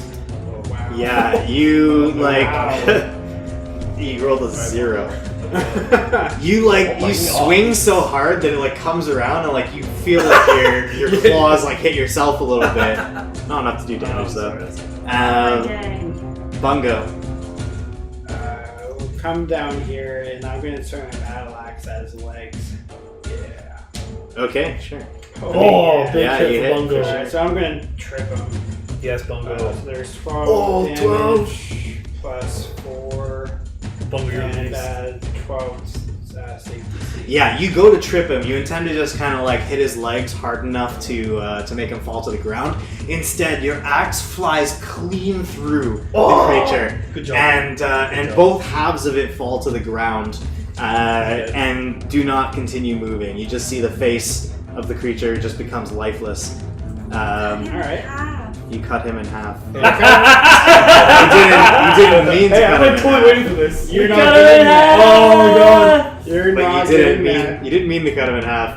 For those of you who are watching, True, actually, I totally forgot. Bungo is afraid of getting cut in half and people getting cut in half. Well, now he's gonna run in the woods. That was He's really rolling this unintentional. away. Unintentional, but no. Bungo just cut this creature in half. Fuck. That's great, man. Nicola's just like, yes, thank you. Meanwhile, you're just like horrible. Yeah, just this horrified look comes over Bungo's face, and like he looks down at his axe and like down at the creature, and he just looks terrified and Can I stands try there and for a like second. start to put them together? Yeah. I'm gonna say you drop your axe and you just yeah. get down. You get down on your hands and knees, prone, and you begin trying to like, you don't even know what you're doing anymore. You just grab the two pieces and you're like trying to like shove them together. Meanwhile, Fraser, what do you do? I take out my warhammer and I infuse it with booming energy. Okay. Whoa, lightsaber. Okay. This is your slice. Swinging at the one behind you. The one in front of me. Well, the one. Well, yeah. Like it came out towards you, right? Yeah, you hit for sure. Ooh. Dealing 6 points of bludgeoning damage. What's the +8 though? Oh, that's because That'd be That's, crit. if he had advantage, it would get +8. Yeah. You give it a good like heave ho, and you kind of like you leave a dent in this thing's kind of shoulder. It recoils back and prepares to swing its claws again. Nakoa. Okay. I'm gonna spend a key point. I'm gonna use Step of the Wind to disengage. You don't need to. What's You have to that? disengage, he's dead. Yeah, you're clear, buddy. You're good to go. Oh, So true. you can move wherever you want. Like you said, That wasn't sure in case. that dude. Yeah, is the sliced one. in half. Yeah, the one that was close to you. Bungo is now trying to reassemble on the ground. It's a very confusing sight. He chopped him in half, then immediately dropped and tried to put him back together again. Humpty Dumpty. Yeah. Okay. I'm gonna go in. Help Leaf out. Probably gonna go and spend a key point. So I'm gonna shoot it with a radiant symbol first. Okay, the one attacking Lee. Yeah, I'm gonna shoot. Yeah, with you radiant whip symbol. around and you extend your fist, and a bolt of radiant energy flies out. It hits. Yep, and then so I'm gonna do some damage there. Blow him up. Oh, 7 dirty. Right. Yeah, you kind of nail this thing right in the shoulder. It recoils back. And then I'm gonna spend a key point Okay. and do another 2 more because looking out for my homie. So 2 more. Yeah. I love 2 this more thing. shots. It's like 3 bolts of radiant energy go flying towards the creature. All 3 of them hit, so roll damage. So 6 and 5.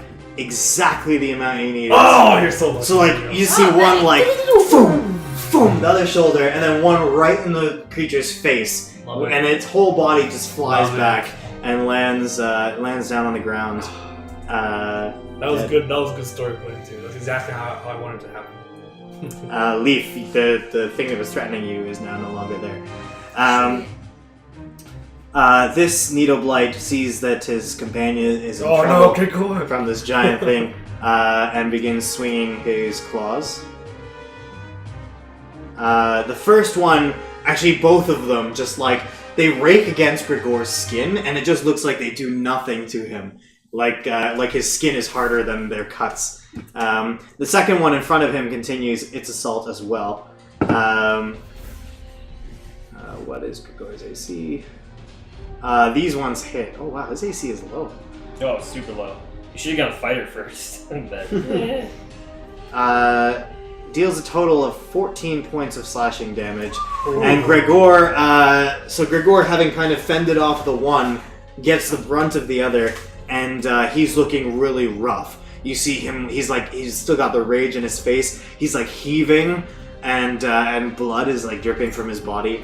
He looks like he's not in very good condition. The one that you're kind of fighting strikes back at you, Fraser, swinging its claws twice. First one is 20 to hit, second one's 19 to hit. They both hit. Dealing a total of 13 points of slashing damage as he just frantically begins hacking away at you. I use my reaction. Okay. Wrath of the Storm. Okay. Is that true? Yeah. So they have to make a dexterity save. Yes. Cool. It gets 20. Rolls 20 on his dexterity save. Hit. Takes half damage though. Yeah. I'll choose lightning this time. Okay. Fraser points back at the creature, kind of takes a step back, points at the creature that's assaulting him, and you guys see just a bolt of lightning come down Fraser's arm and fly out towards the creature, who kind of sidesteps it, but gets a bit of the blow, and takes 8 points of lightning damage. And again, you see like smoke rising from the side of the figure where the lightning hit. And the other two, those two are dead. But this one also swings more at Bartimaeus, who nimbly dodged their attacks last time. What's your AC? 14. This time it takes careful aim and hits you with both claws. 13 points of slashing damage as it kind of like it rakes you across the face and across the stomach with both of its hands. And Being wrecked, guys. Come on. that's it. Albrecht. Right. You better have Gregor out before he passes out. Everything, all my spells to keep me alive, not Gregor's. Yeah, I'm gonna cast Firebolts on the nearest one. That's attacking Gregor. Nice. Yeah, that You're on hits. point today, Quinto. 7 points of fire damage. Yeah, you take careful aim. You take both hands up this time, staff in one hand, and point them forward. One bolt goes flying and hits the creature directly in the back of the head, and you see the fire kind of bore its way into the wood, and the creature falls backwards. Gregor gives you a nod of appreciation Kill for as Quinto. Kill for Quinto. Leave first one, Quinto. as the creature falls, and you now see Gregor standing behind it, very wounded. Yeah. Do I know anything more about these creatures? I guess I forgot to ask in the first turn, but These are fairly common plant creatures that, like, if you've been on adventures, you've probably encountered them before. They are known as needle blights, and they are just kind of magical forest creatures. They'll occasionally kind of attack travelers who go through forests where they dwell. But fair enough. yeah, they're more territorial than anything else, than predatorial. Okay. Bartimaeus. If I cast invisibility on myself and disengage, will they still get an attack? You don't have to disengage if you cast invisibility, because in order to get an attack of opportunity, you must be able to see the opponent. Wait, question, Zach. Isn't Ireena, doesn't Ireena get some attack? She would have. She would have swung at one of the ones that you guys killed. So. Just kind of hanging. She's kind of at the ready with her sword beside her, and if it comes back to her turn, she'll run after one of the other flights.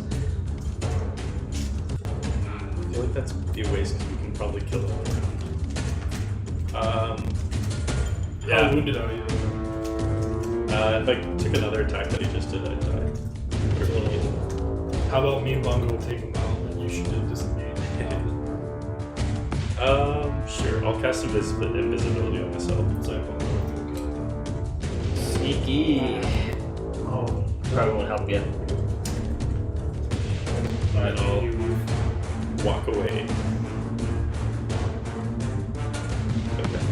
Okay. So you guys, you see, similar to what you saw of Albrecht, except this time with no mist, Bartimaeus just disappears from your sight, and you have no idea where he went. You're a wizard, Harry. This lasts for an hour, then it's What after kind- the what battle. kind- I'm still how do these guys see? Where's Bartimaeus? How do these guys see? They have eyes. Okay. No blind sight? Actually, they do have blind sight. Makes sense since they live in a dark They have blind sight up to 60 feet.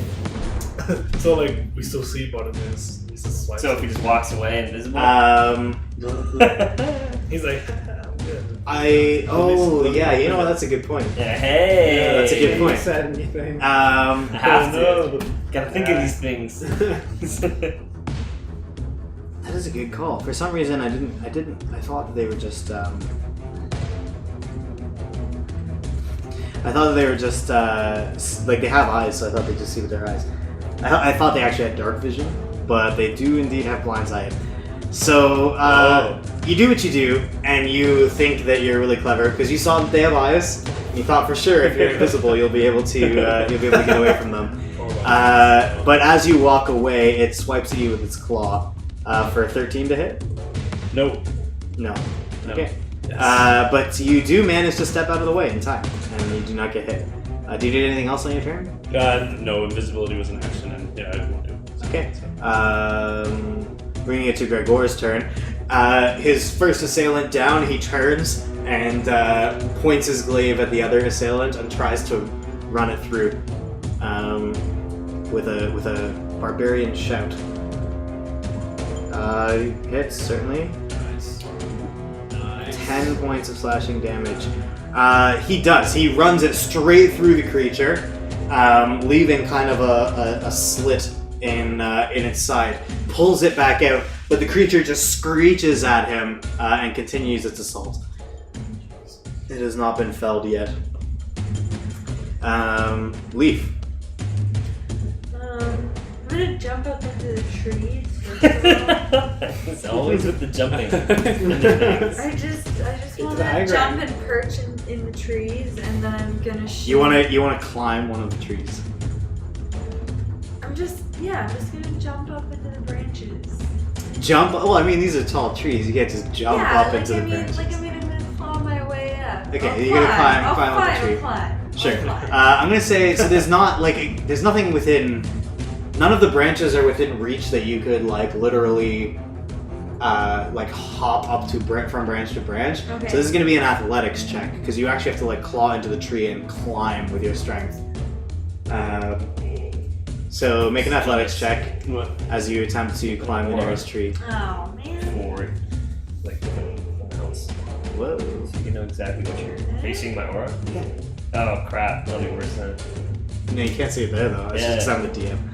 Well, to me, I was like, man, that's sick. 'Cause now I can tell my movement. Yeah, okay. You climb up, you kind of run off to the edge of the forest, and you begin climbing the tree. And it takes you some time, it takes your action to do it, but you get up to one of the high branches, and you pull out your short bow, and you get ready to launch an arrow on your next turn.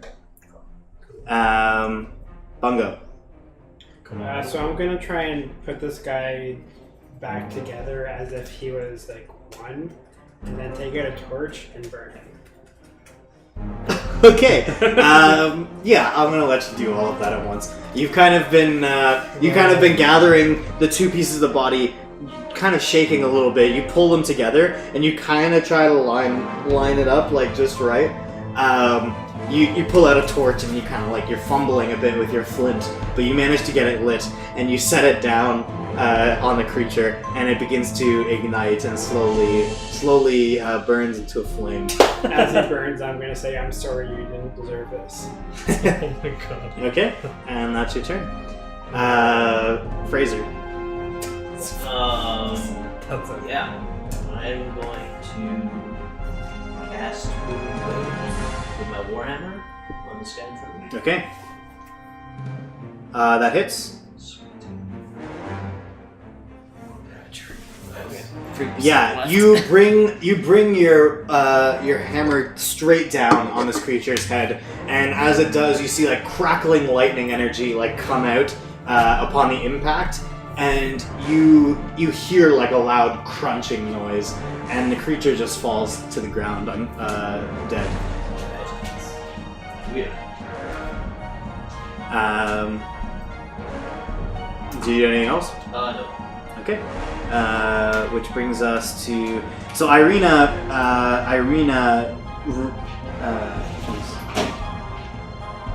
runs over to the one that had been attacking Bartimaeus and swings her longsword at it.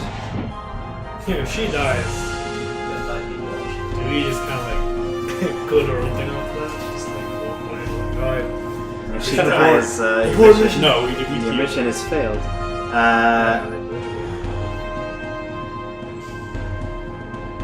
She rolls a critical one. As she stabs her longsword forward, trying to hit the creature in front of her, the creature grabs the end of the sword and pulls her toward it, getting ready to attack. Nakoa. Oh man. Looks like I'm gonna have to save the lady too.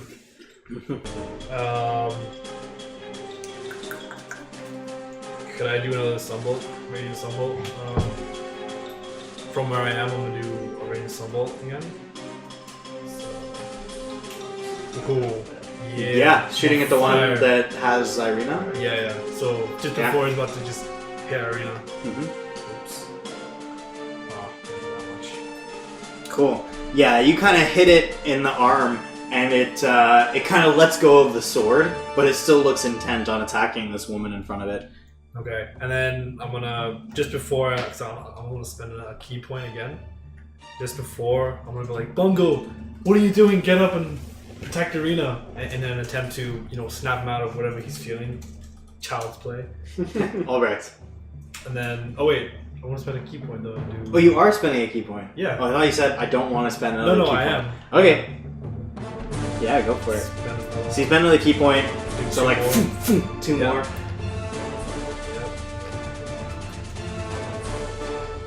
Yeah. You had both of those hit. I'm on fire. Nice rolls. Where's both crits? No, they would be green if it was a crit. Yeah, it's Actually, wait, why is it +5? But then, Yeah. wait, those are crits. Woo! They should be crits. Yeah, seems to be like those should be crits. Roll both of your damages again, and we'll just remove the +2 modifier from them. Crit twice. So roll damage 2 more times. Yeah, you just crit twice in a row.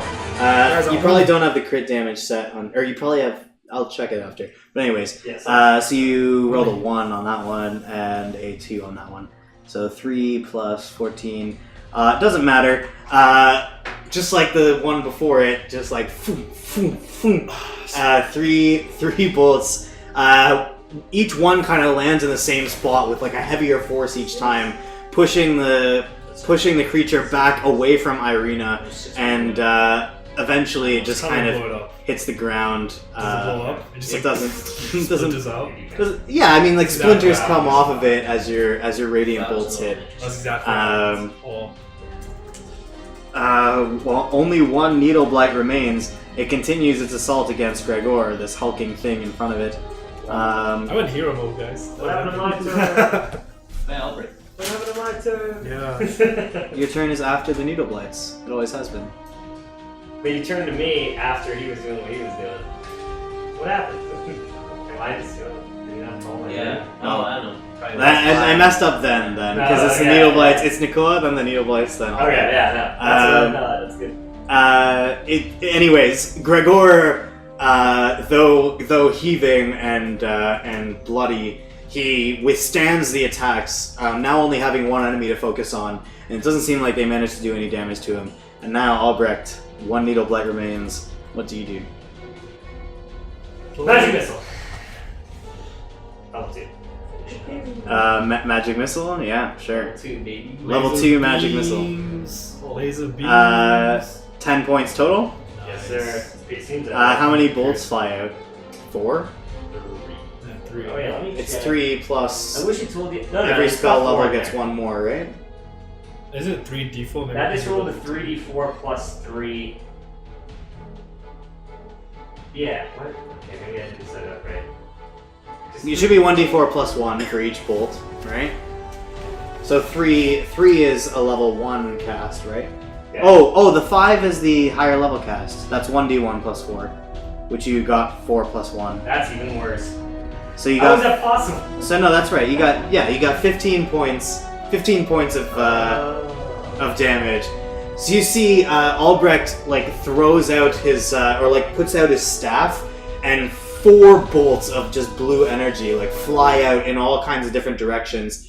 They begin to home in on this final needle blight. They swing around and kind of one by one just pelt it, kind of knocking it back as it recoils 4 times. And then the last one just kind of like knocks its arm clean off, and the creature falls to the ground motionless.